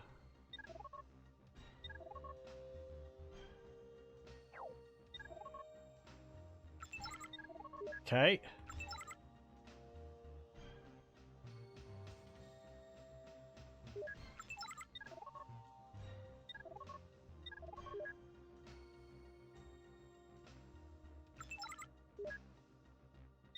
Okay, hop over here.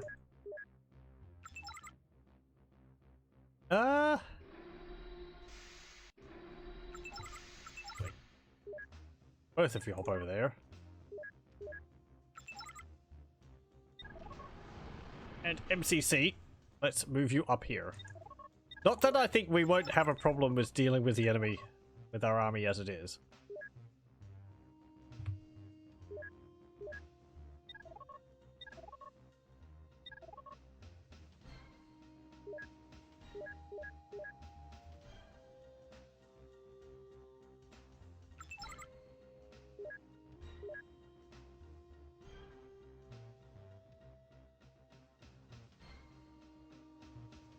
Okay. Did I unpack my detectors? I did.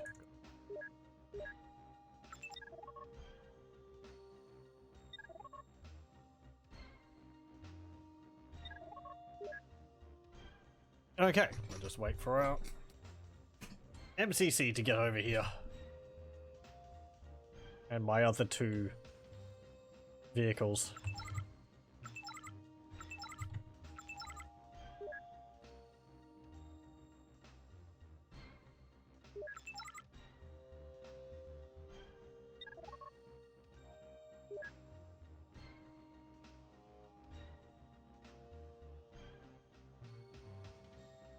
Or at least my other two vehicles. Once these are over there, I think I'll attack them. I'm not gonna wait for the MCC to get over there. It's so slow.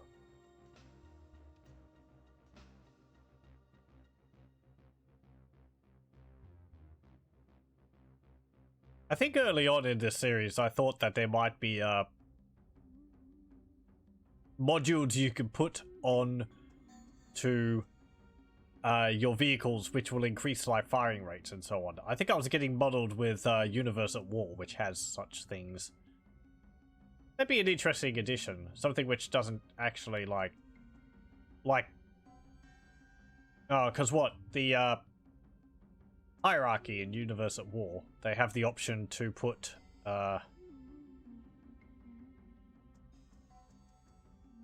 interesting. I just noticed something. My MCC moved over the debris here, and I got like 2,500 calibrium. So this can actually collect resources for you if it floats over the debris. Ah, how about that? So you can actually get calibrium if you have no miners. Just have to move your MCC around. Interesting. Anyway, what was I saying? Oh yeah, Universe of War has some upgrades which you can put on the hard points of their of the hierarchy's walkers. Things like armor plating to increase the health of that particular limb or section of the walker. You can also put things like you know, what, emitter speed increases or weapon attack speed increase, which doesn't shoot itself, but increases the firing rate of all the other weapons. Yeah, hop over a bunch of them. Let's see, 9886.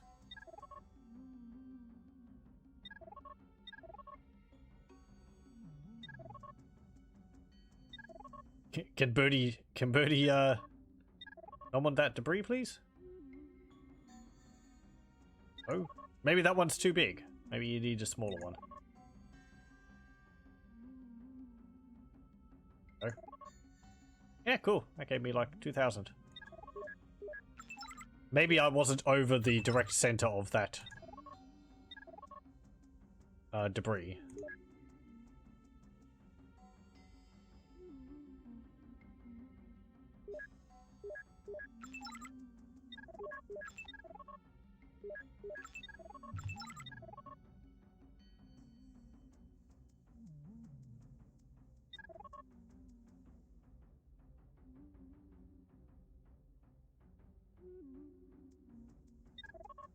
Okay. There's another repair bot down there. Let's go get it. Yeah, there's another one over there too. Initiating attack.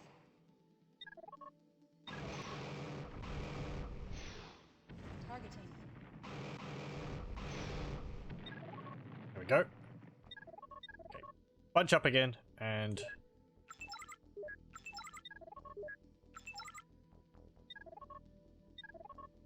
go deal with that other vehicle.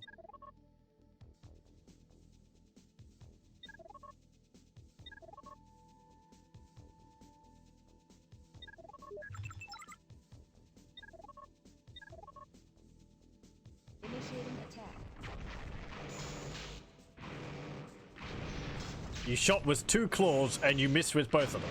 There you go.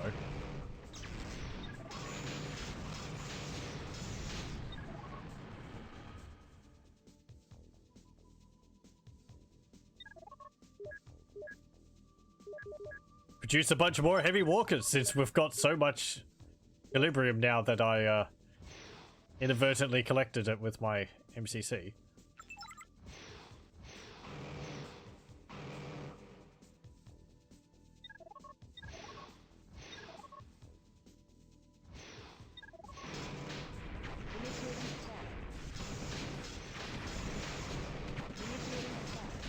No, we're being attacked by a whole lot of weak little vehicles.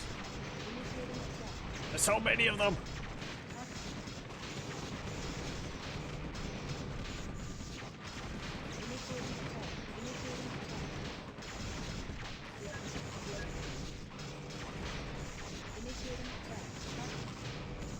And they're all armed with machine guns, so they're charging into short range with me, which means that they're going to be getting shot at in the rear by my other vehicles.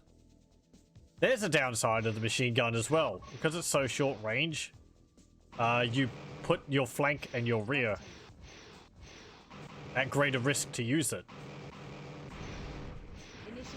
Which I think would offset the amount of damage it would deal, because you're gonna have to be sitting there.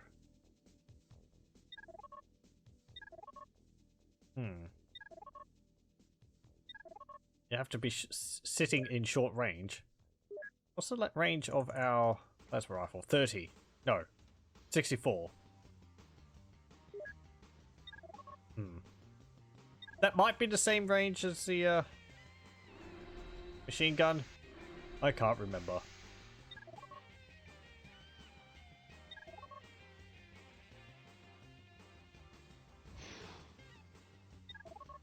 Ooh, their weapons relay is up here. Deal with that. There we go.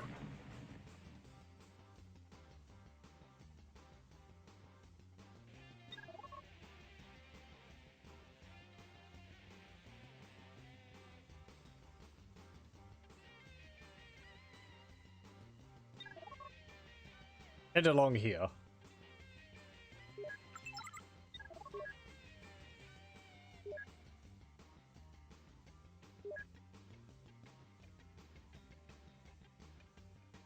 Can we go down there? Kinda looks like it. I hope so, other than having to go all the way back around again.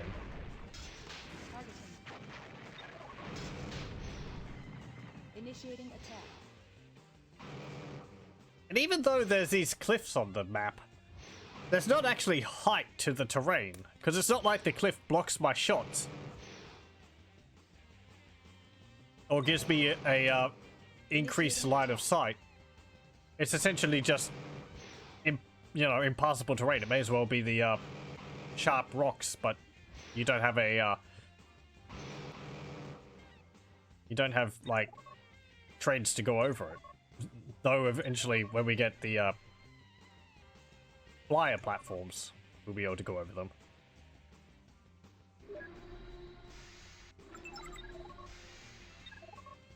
Because in Total Annihilation, even though the maps were done in a similar style to this, the elevation did actually mean something. Even in Total Annihilation Kingdoms. It made the difference between things like lasers, where they would shoot in a straight line, which often meant they clipped the edge of the cliff because the unit was back here and they were trying to shoot from here and they'd hit the edge of the cliff. And indirect fire, like a cannon or a mortar, because it would lob the shot up onto the cliff or over the ridge. There was something important in Supreme Commander, which made playing as the different factions interesting, because they'd have different focuses. I like playing as the Cyberans. They had a heavy focus on lasers, so you had to generally fight on very flat terrain to make the most use of them. Or you could just build heaps of gunships, since they were good at that.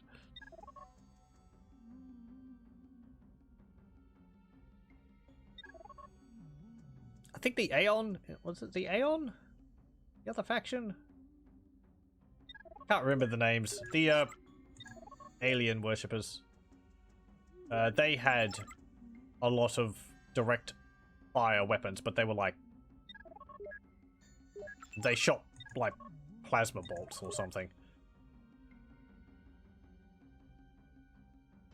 So they had a similar problem.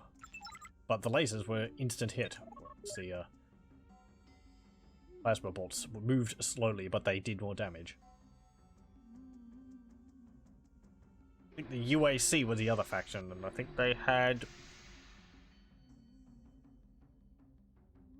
let's see. Well, they had a lot of, like, cannons and indirect fire weapons.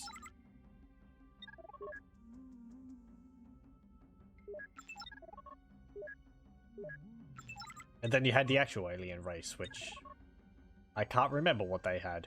I think weapons similar to the Aeon.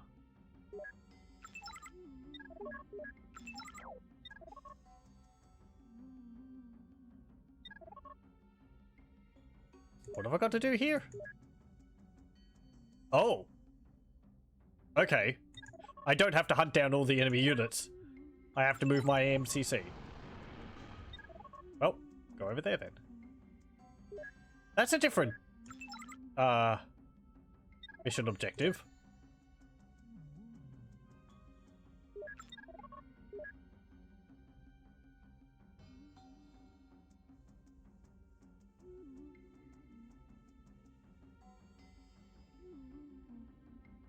So you could actually finish this one pretty quickly if you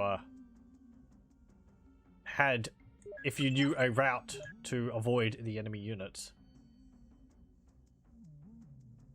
And you could sneak your MCC through the mountains.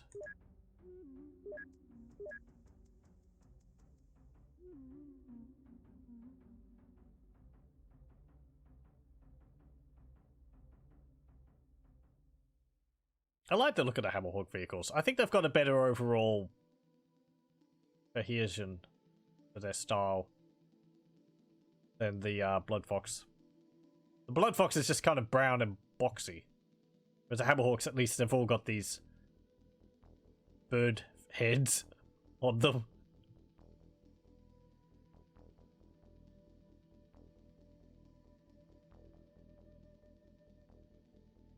I don't know what I would expect, though. Bloodfoxes all have fox heads on them or something like that.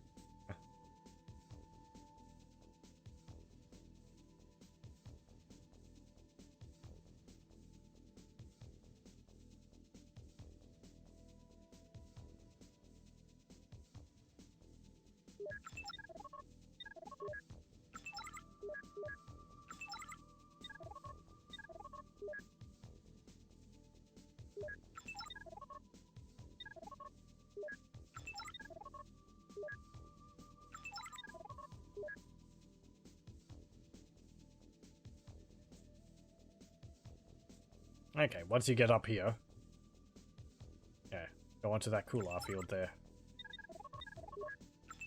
Those glowy space rocks.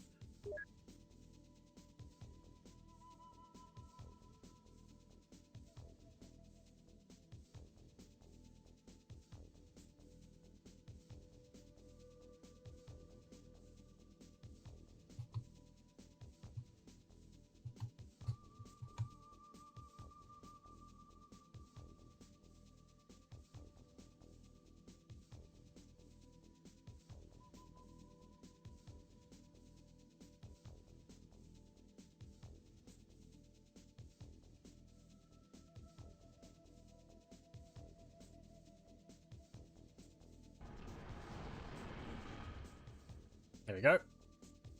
And that should be victory. Yay! We only lost 3 units. Fantastic. Okay, this is mission 6, I think, now?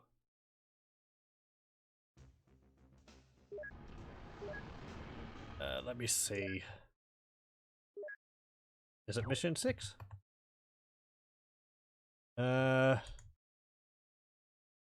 Yep. Okay. How are we going for time?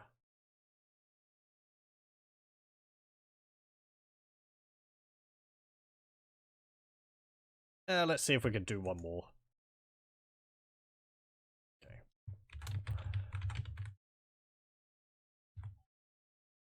Save, and let's see the cinematic.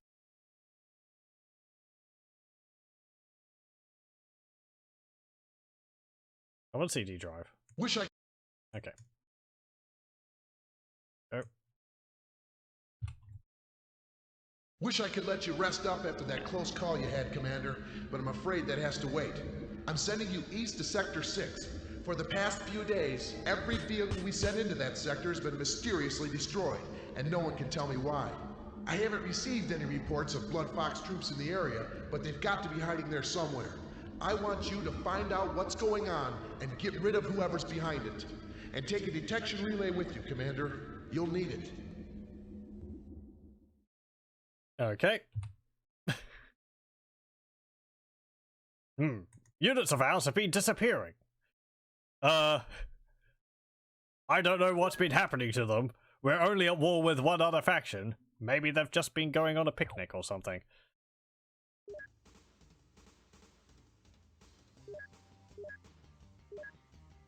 Okay. I guess they're going to have cloakers or something like that? They don't even start my MCC on top of the cool art field. That's just rude. And those two things are over there. Okay.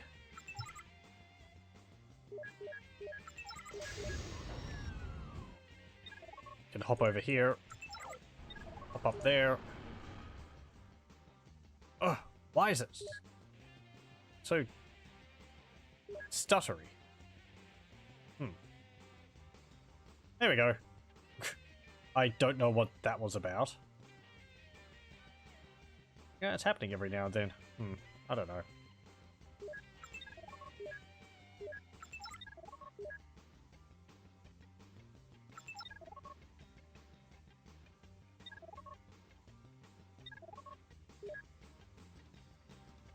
Okay, let's build another miner. And one of our assault walkers.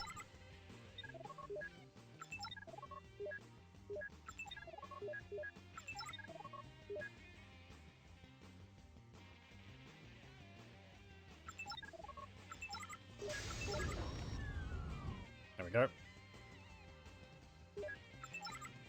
Okay, there's a bunch of units up there. Oh, these ones have radar dishes on them. Okay. There's some units over there.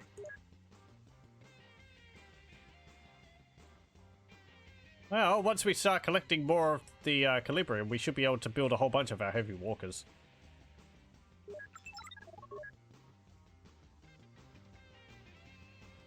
It's funny, what, from like the third mission or something, we hit upon a build which works pretty well. What are you doing?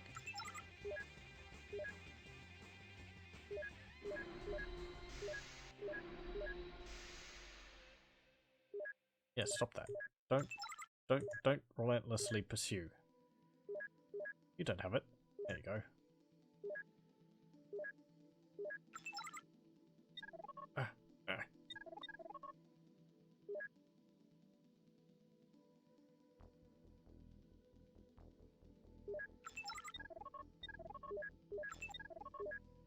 Didn't we also unlock the chassis in different missions in Bloodfox? Or did we get them all at the one time? We might have gotten them all at once. I think I was trying to make a better effort of using the weaker vehicles. Trying to have like a mixture of vehicles. But since I've realized that, well, we may as well just build the heaviest vehicle.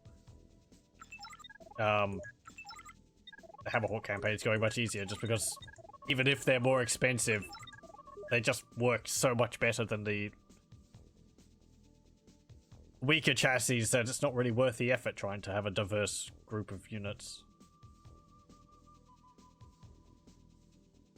So yeah, there's the flaw in the design mechanic. Oh, hello. No, run away.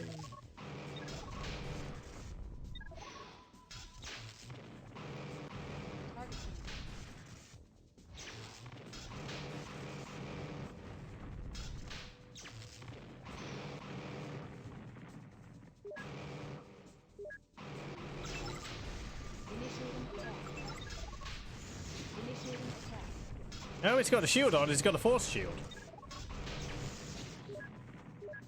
Pity that only protects my missiles. Protects him from my missiles.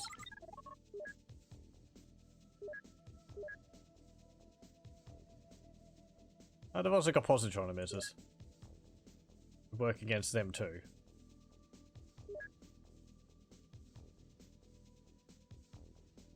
Okay. Yeah, build another one.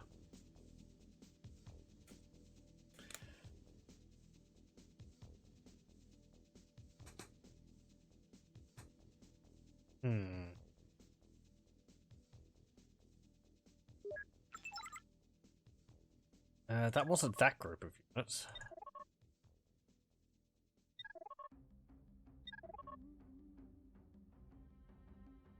There's another line.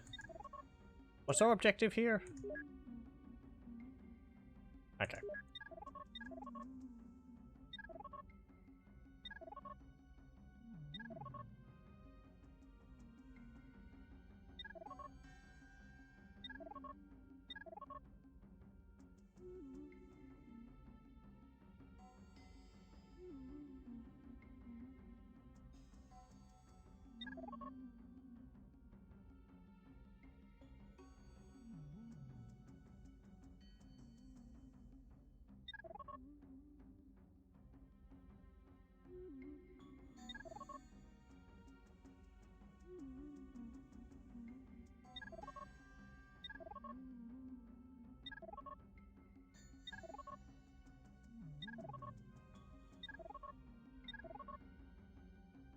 Are you sending some more units my way?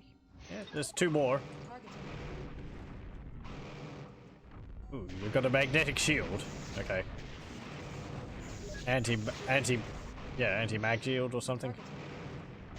And a flamethrower and a plasma rocket pack. Well, how'd that work for you?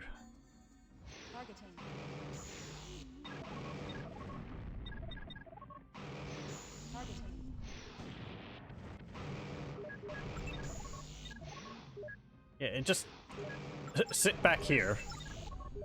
You've got short range weapons, so eh. Targeting. Initiating attack.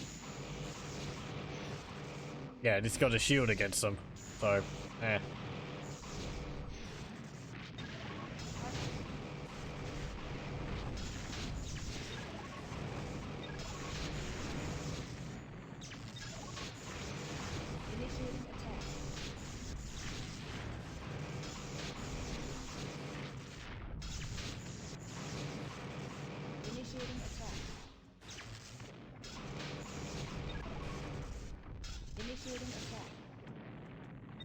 There we go. Thinking about it for a while there.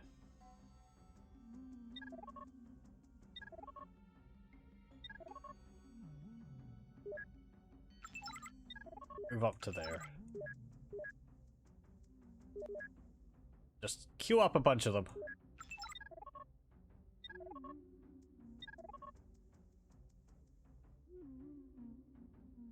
Are we up against only one opponent? Yep.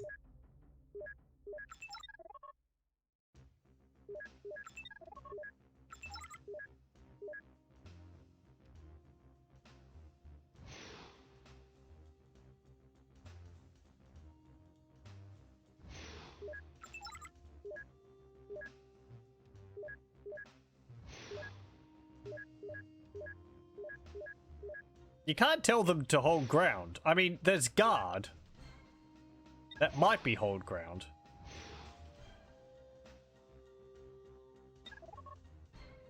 But I can't set the AI to just stand in the spot and shoot at enemies when they come within range. I think the only options are like, if an enemy's within weapons range, pursue. Yeah, pursue while in weapons range, which is not really what I want to do.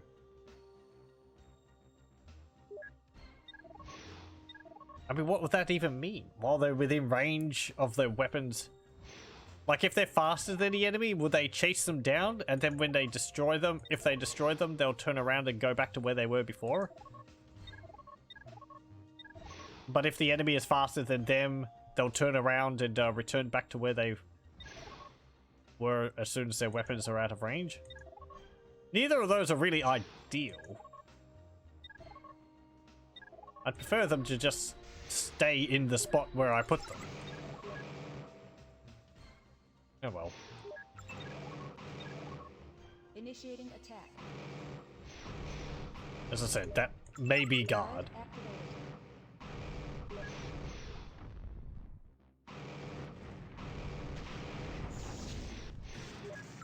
Okay.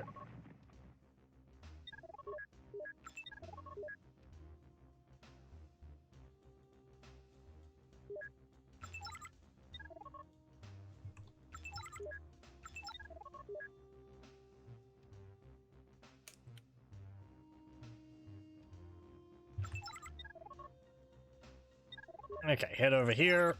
You can get repairs. Kind of a pity it doesn't say, like, repairing when I click on that.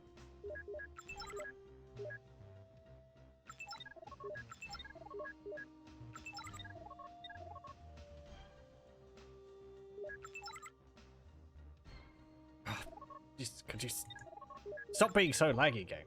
Why is that happening? Because I've been minimizing and maximizing you several times, is it? Targeting.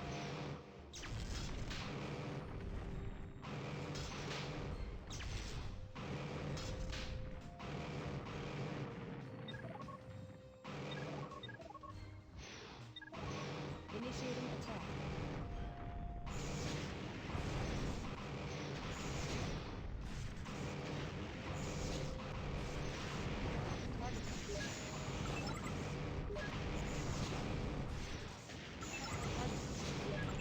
Oh, go get repairs. Hello, welcome, Wex. The stream is extreme. Oh boy, yeah. You can't handle the levels of extreme that are present. We've been extremely completing a whole bunch of these missions. We've really been tearing through the Hammerhawk campaign. Which, as I said earlier, is good, because I've got something else I want to start streaming, and I'm sort of sitting here going, I want to do it, but nope, I need to finish this first. I have a sense of duty because of the apparent lack of a playthrough of this game on YouTube, at least from what I could see. Who am I to deprive the world of the many wonders of this game? Archiving is important. Even when it comes to games. Any hints as what's next? I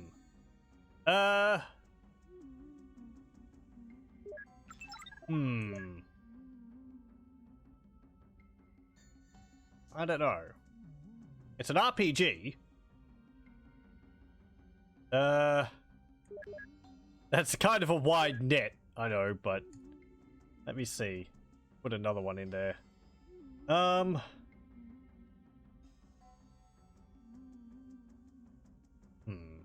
Combining. That works.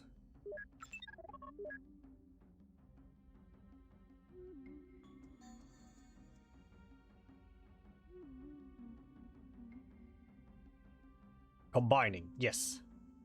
Like, you know, putting two things together.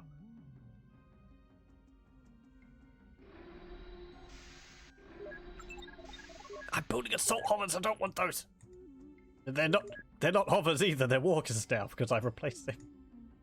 Replaced their hover platform with legs.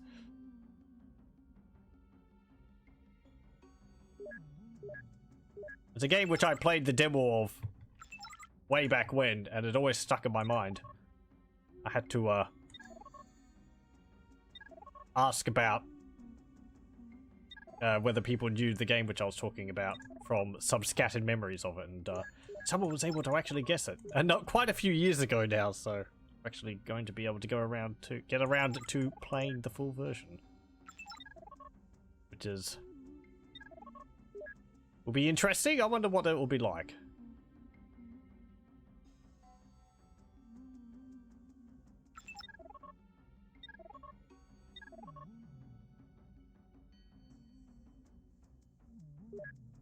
I have no idea. It's interesting. It's a game which is not as well. It's a game made by a developer of a well-known series, but it's not. It's nowhere near as well known.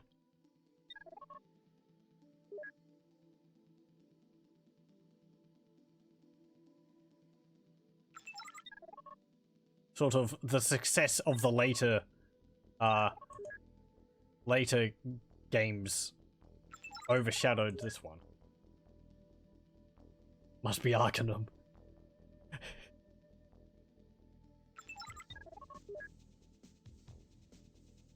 I don't know. All of Troika games are kind of really well remembered, I feel. They really were good at what they did.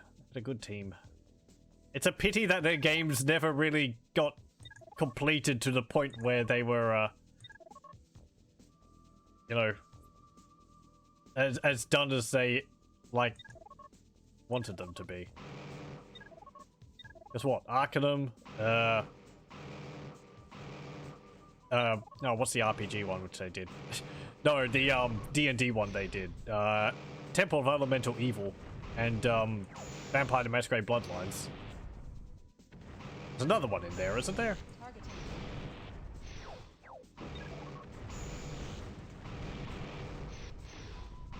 But just, like, two of those, Vampire the Masquerade Bloodlines and Arcanum of Steamworks and Magic Obscura, they're really good games.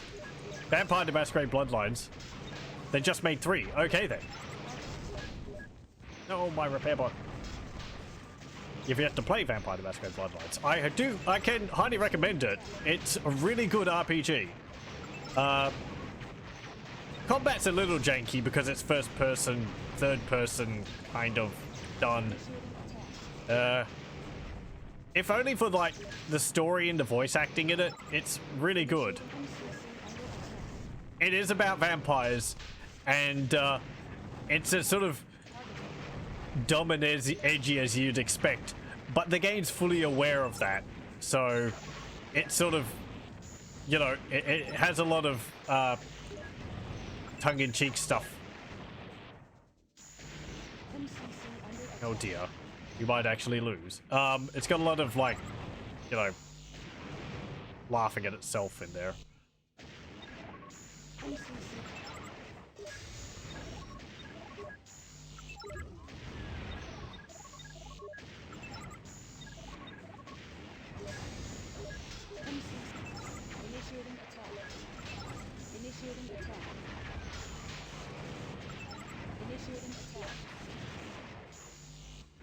There's a bunch of fan-made mods for Vampire the Masquerade Bloodlines. My first playthrough didn't involve any mods. I found it to be fine to play through with mods, but mods certainly add a lot of extra stuff to the game. We're gonna lose. Oh well. Well, that was my own fault. Mission failed! You failed! Okay, let's try again. Since I would like to finish this mission tonight.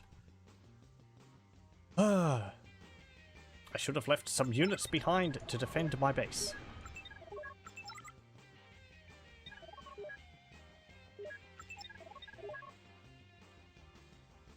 Jeez, hold on. Let me see. This is Hammerhawk Mission 6, I think it is. Yep. Just, there we go. I'll just make a save, and I'm going to quit the game and start it up again to see whether that fixes the scrolling, because that's kind of annoying.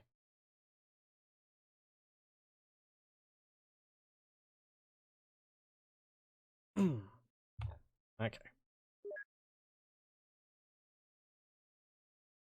I'd already made a save, but yeah. Okay, that's better.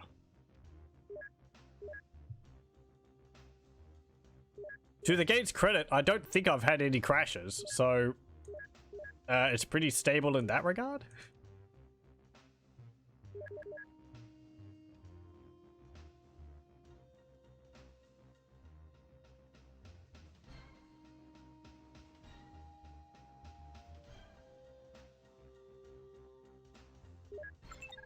This someone's selling 34 PCS of Radeon R9 2080X GPUs unused, unopened.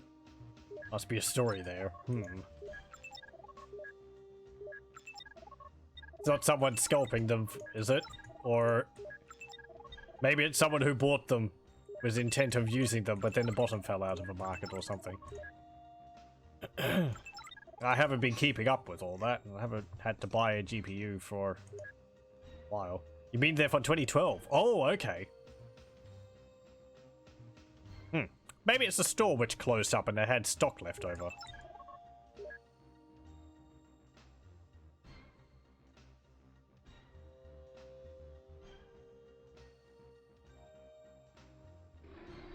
I remember one of the LGR videos was about him going to this massive warehouse of this, what was it, like a computer repair place, and it was just like shelf upon shelf upon shelf of boxes of just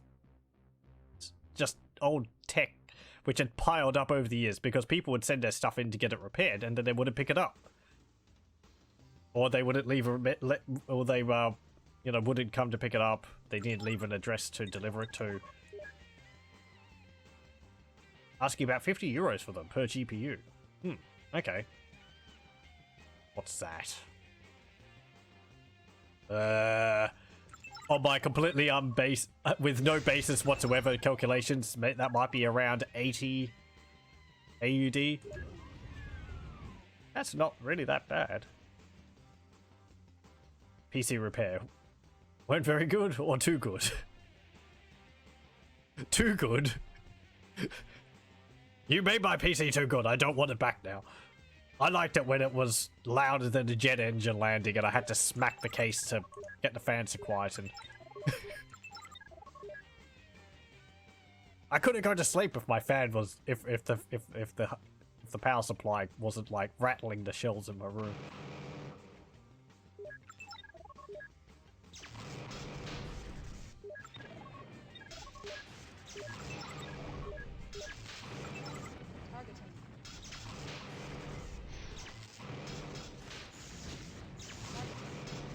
I mean, if they were too good, they couldn't keep up with all the repairs. Oh, okay.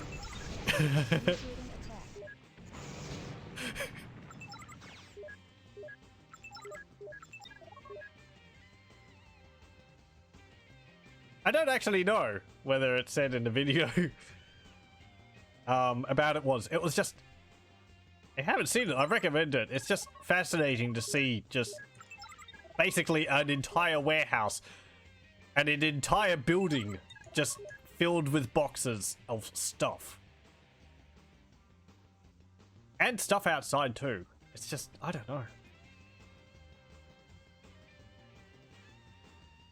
I think Clint LGR, he actually got a computer from there, and it was from the oh, what was it? It was it a Mac computer? It was a computer from the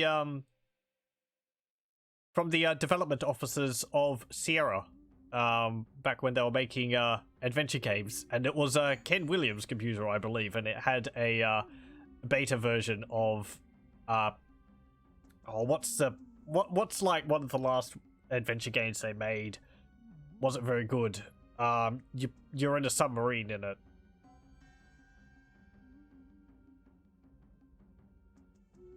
Anyway, had a version of that on there with some like debugging software on it.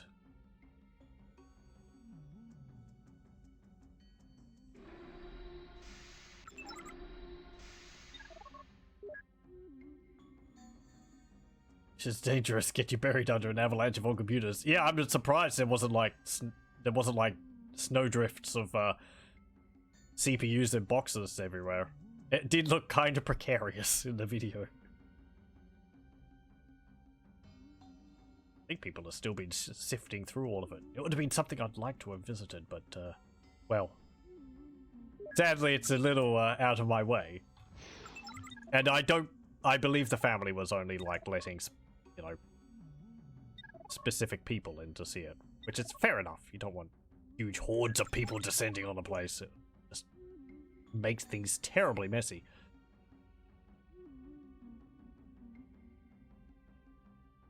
And stuff might get broken. Initiating attack. Or stolen.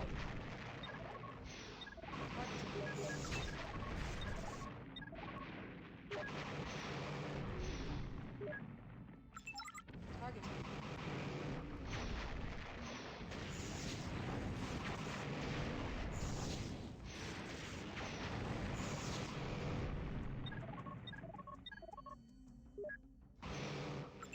Initiating attack.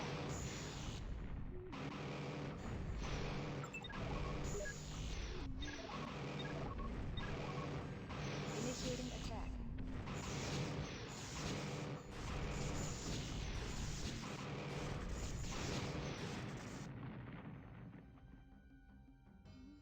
Looks like the heat-seeking missiles actually go hunt down other vehicles after if they miss the original target. Let's queue up a bunch more.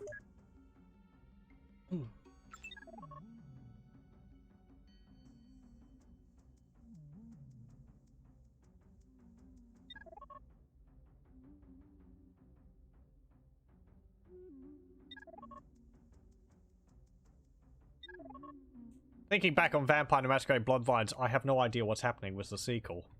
Which is kind of a shame. It was like, started off with a lot of promise, and then I think the writer from the first game who was involved with it left. I think maybe the composer from the first game left as well, and it's just like, I haven't really had any information about it, like a year and a half, 2 years, something like that. Or at least I haven't seen anything major pop up, so... Oh dear. I mean, I don't think however good they would have made the game, it would have been as good as the original, just because... I don't know. The original is one of those games which I don't think you could really duplicate. It's, duplicate just how it's done.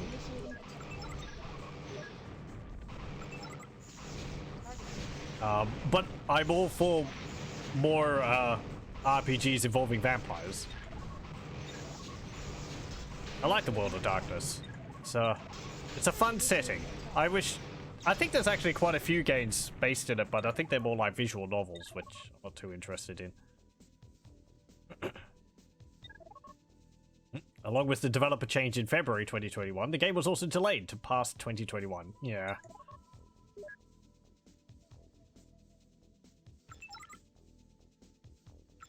It's kind of just a big warning signal on top of it.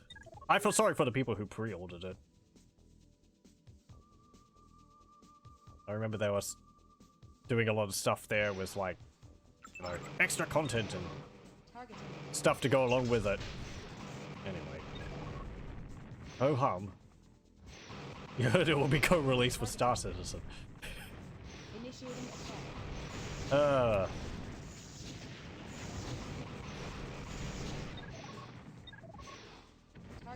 think I've seen a few videos on that.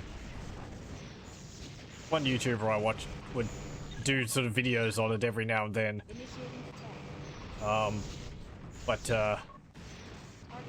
Yeah, I don't know.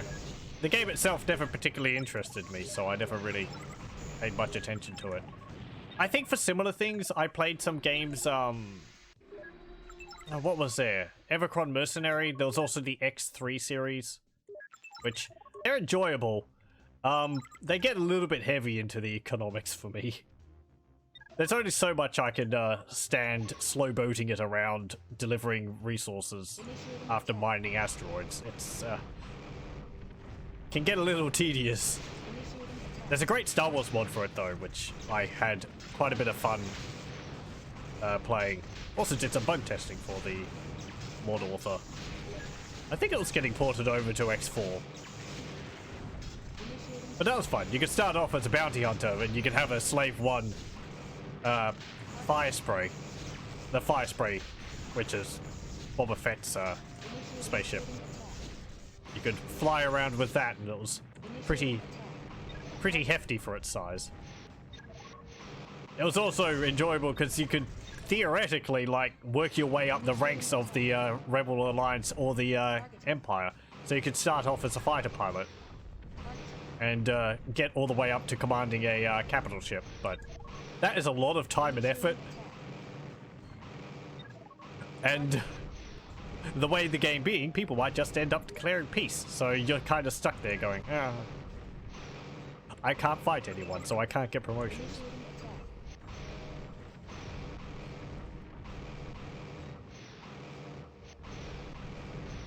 I really enjoyed Independence War 2, Edge of Chaos, despite its flaws. I haven't heard of that.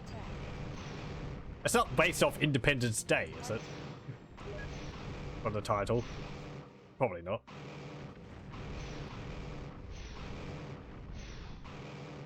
No, right. I mean, there's not much space combat in that, unless there was a sequel which involved space. That's more just fighter jets. Against giant burnt pizzas. It's a sequel to iWar. Okay.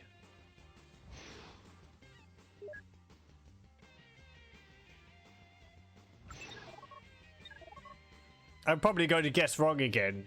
That's not the,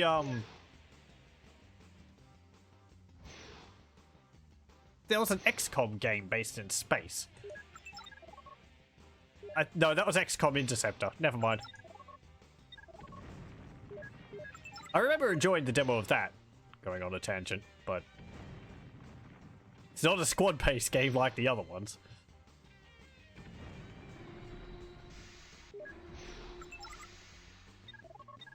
I think it was... I like the look of X3 and all that because it's like the potential of what you could do is really alluring. But the amount of time you need to put into it just to learn the game is really high.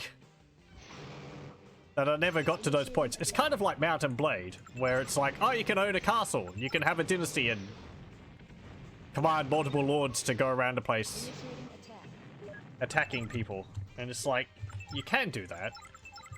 I never got to that point.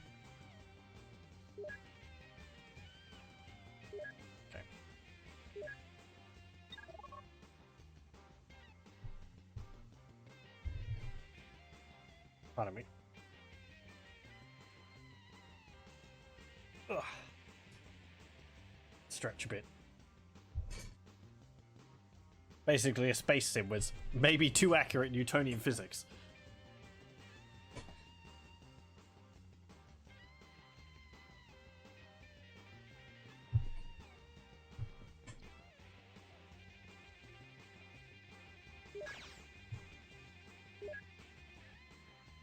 And you got like limitless inertia in space or something.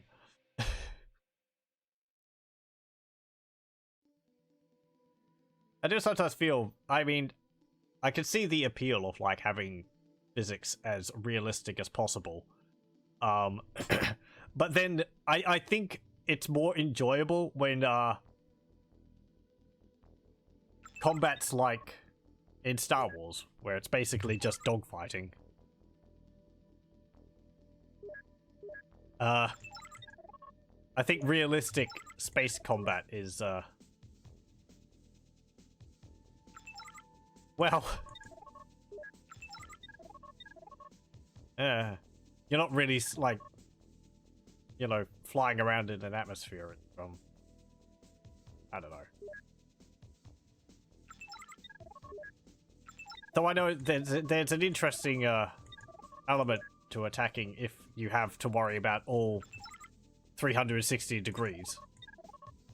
Because they could come from above you, which is what something people enjoyed about Homeworld. And I think we're always disappointed about Sins of a Solar Empire not having. Because that was just on a fixed 2D plane. Actually, not fixed. It was on a 2D plane, but your ships could go up and down, but you couldn't tell them to go up and down. They would just sort of ascend and descend as they wanted to.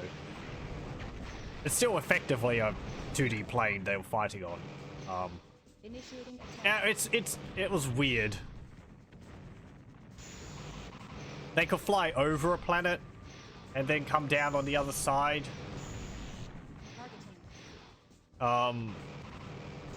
Or your fighters just fly through the planet. But there was like no advantage to doing that. Your ships would just turn to face their front at the enemy.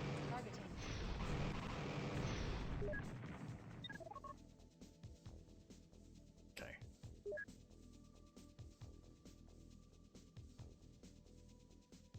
We're talking space sims, we can't go on without mentioning free space. Another one I don't think I've played. I've seen mentioned a lot. I think actually even earlier there was someone in here who was talking about Wing Commander, which I think is more like a space RPG. Oh no, hang on, no, that's like a first-person shooter, isn't it? First-person space sim shooter. Space opera, right. Because I think it's got fighting in it like X-Wing, but... What's the other one where you're flying around as top-down and you're having to like explore different solar systems and... Urquan Masters? Something like that? I should have a look at that game. That looks fun. That was made by Origin, wasn't it?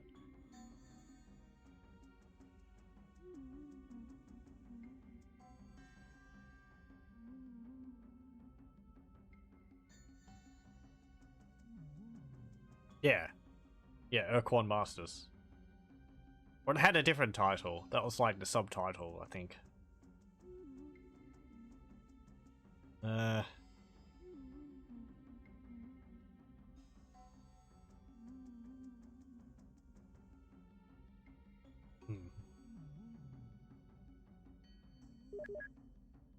Don't know that. Heavy walkers. Star Control, that's it. Star Control 2. Yeah, Star Control and Star Control 2.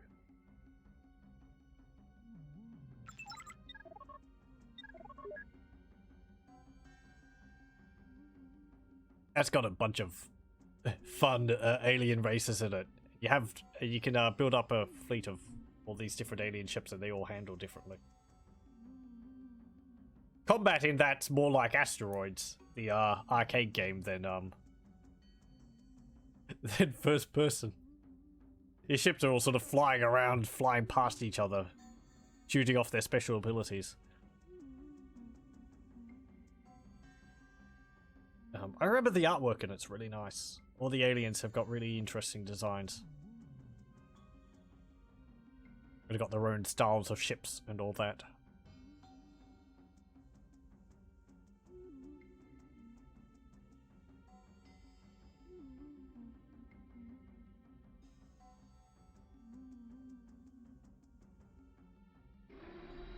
Okay, we'll get this and then we'll go and attack them. Hopefully without them sending units to attack me in the process.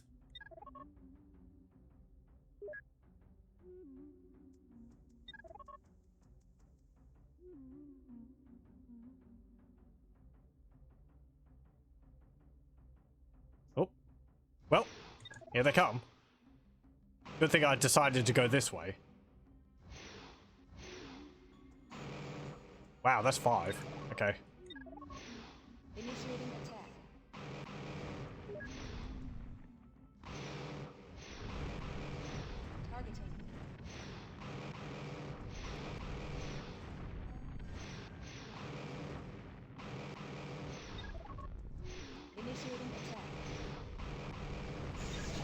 Okay, Initiating come on, attack. get rid of them. We've got a nice little death ball here. Targeting.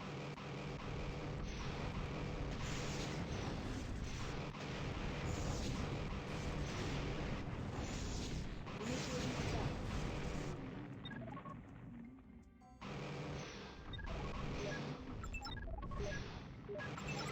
Targeting.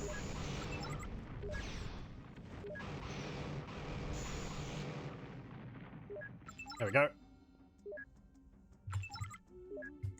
Okay, head up here. You can just keep producing those. As you get resources. You can head up here as well, actually.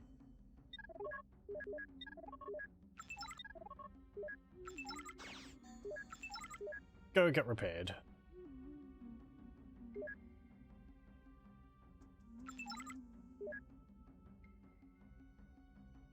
There we go.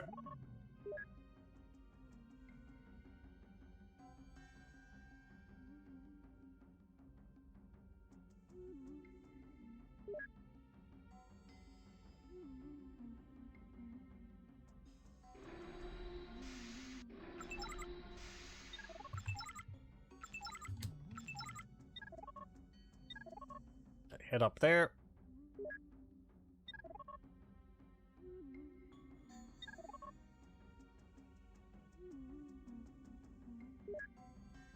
Well, I need to explore up there.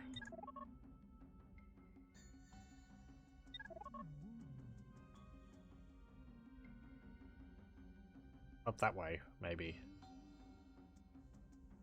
I don't know. It looked like the base was over there.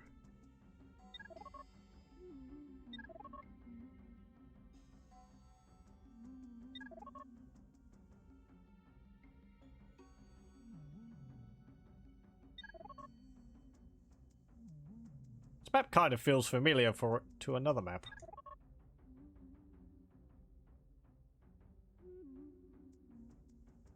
I think it's just this narrow crossing. Okay, we've actually run out of cooler there.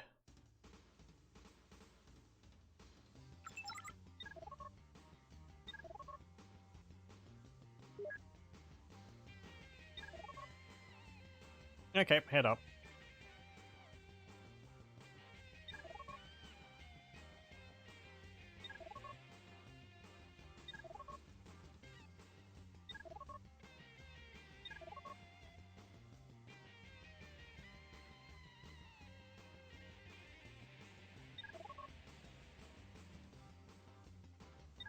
Time for you to go. Well, thank you very much for joining.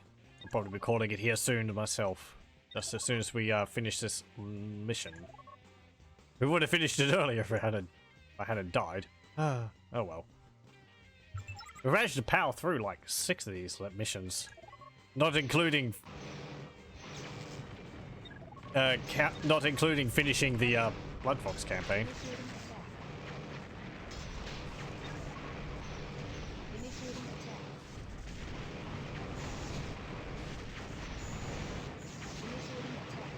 It feels like the Hammerhawks worked a little bit easier as a faction.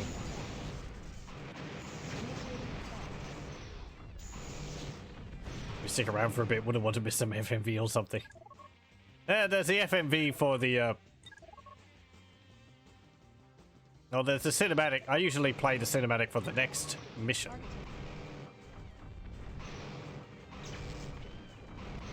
Yeah, that should be in a moment.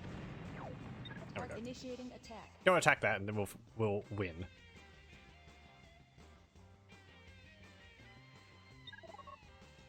Oh yeah, looks like they Initiating attack. froze their economy.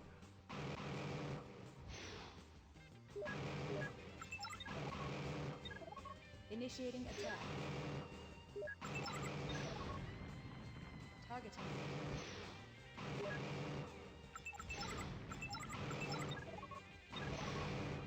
Initiating attack.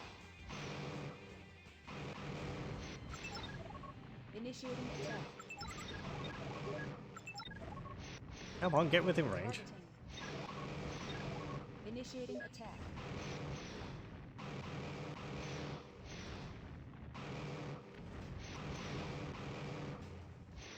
They've actually got shields on their MCC. They've got 2 shields, a missile rack. It's like 2 claws and a radar.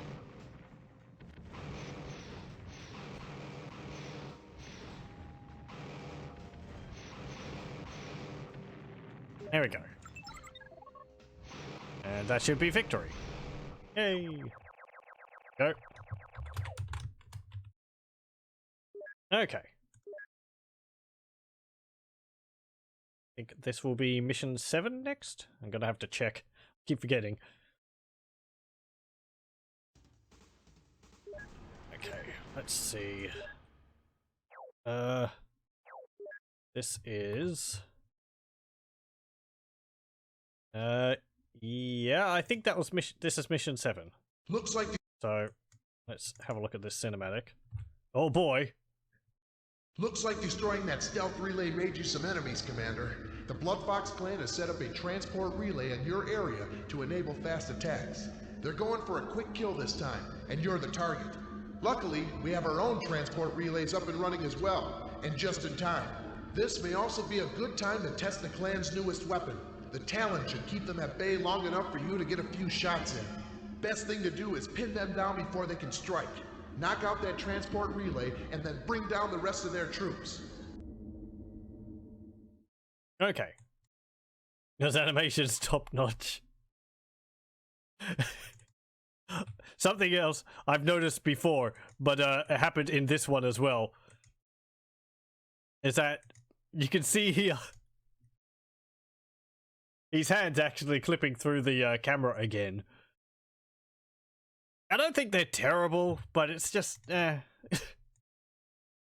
don't know. I'm glad they didn't try for, like, humans with the style. And they went for, like, robot people. Ethereal cameras. He's very twitchy, too. I mean, I guess if he's based off of, like, a hawk, but it kind of worked. Anyway. Save it there. I think that's saved. And we'll continue with Extreme Tactics next time. 7. So, that's, I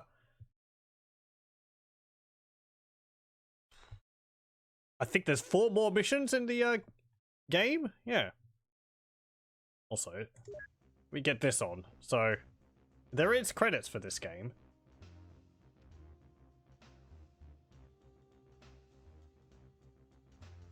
I don't really recognize any of these names. Actually, I don't recognize any of these names.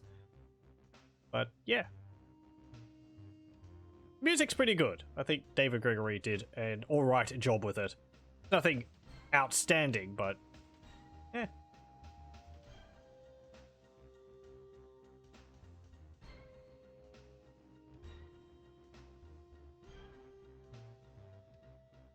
Time to go? Yeah. Well, thank you very much for joining. I hope you'll join me again next time. Let's see.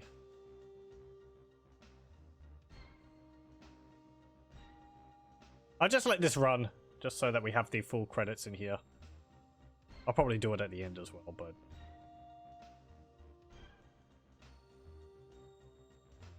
Oh. Thank you, focus testers. Okay. So yeah. Well, thank you very much for joining, and hope you join me again next time.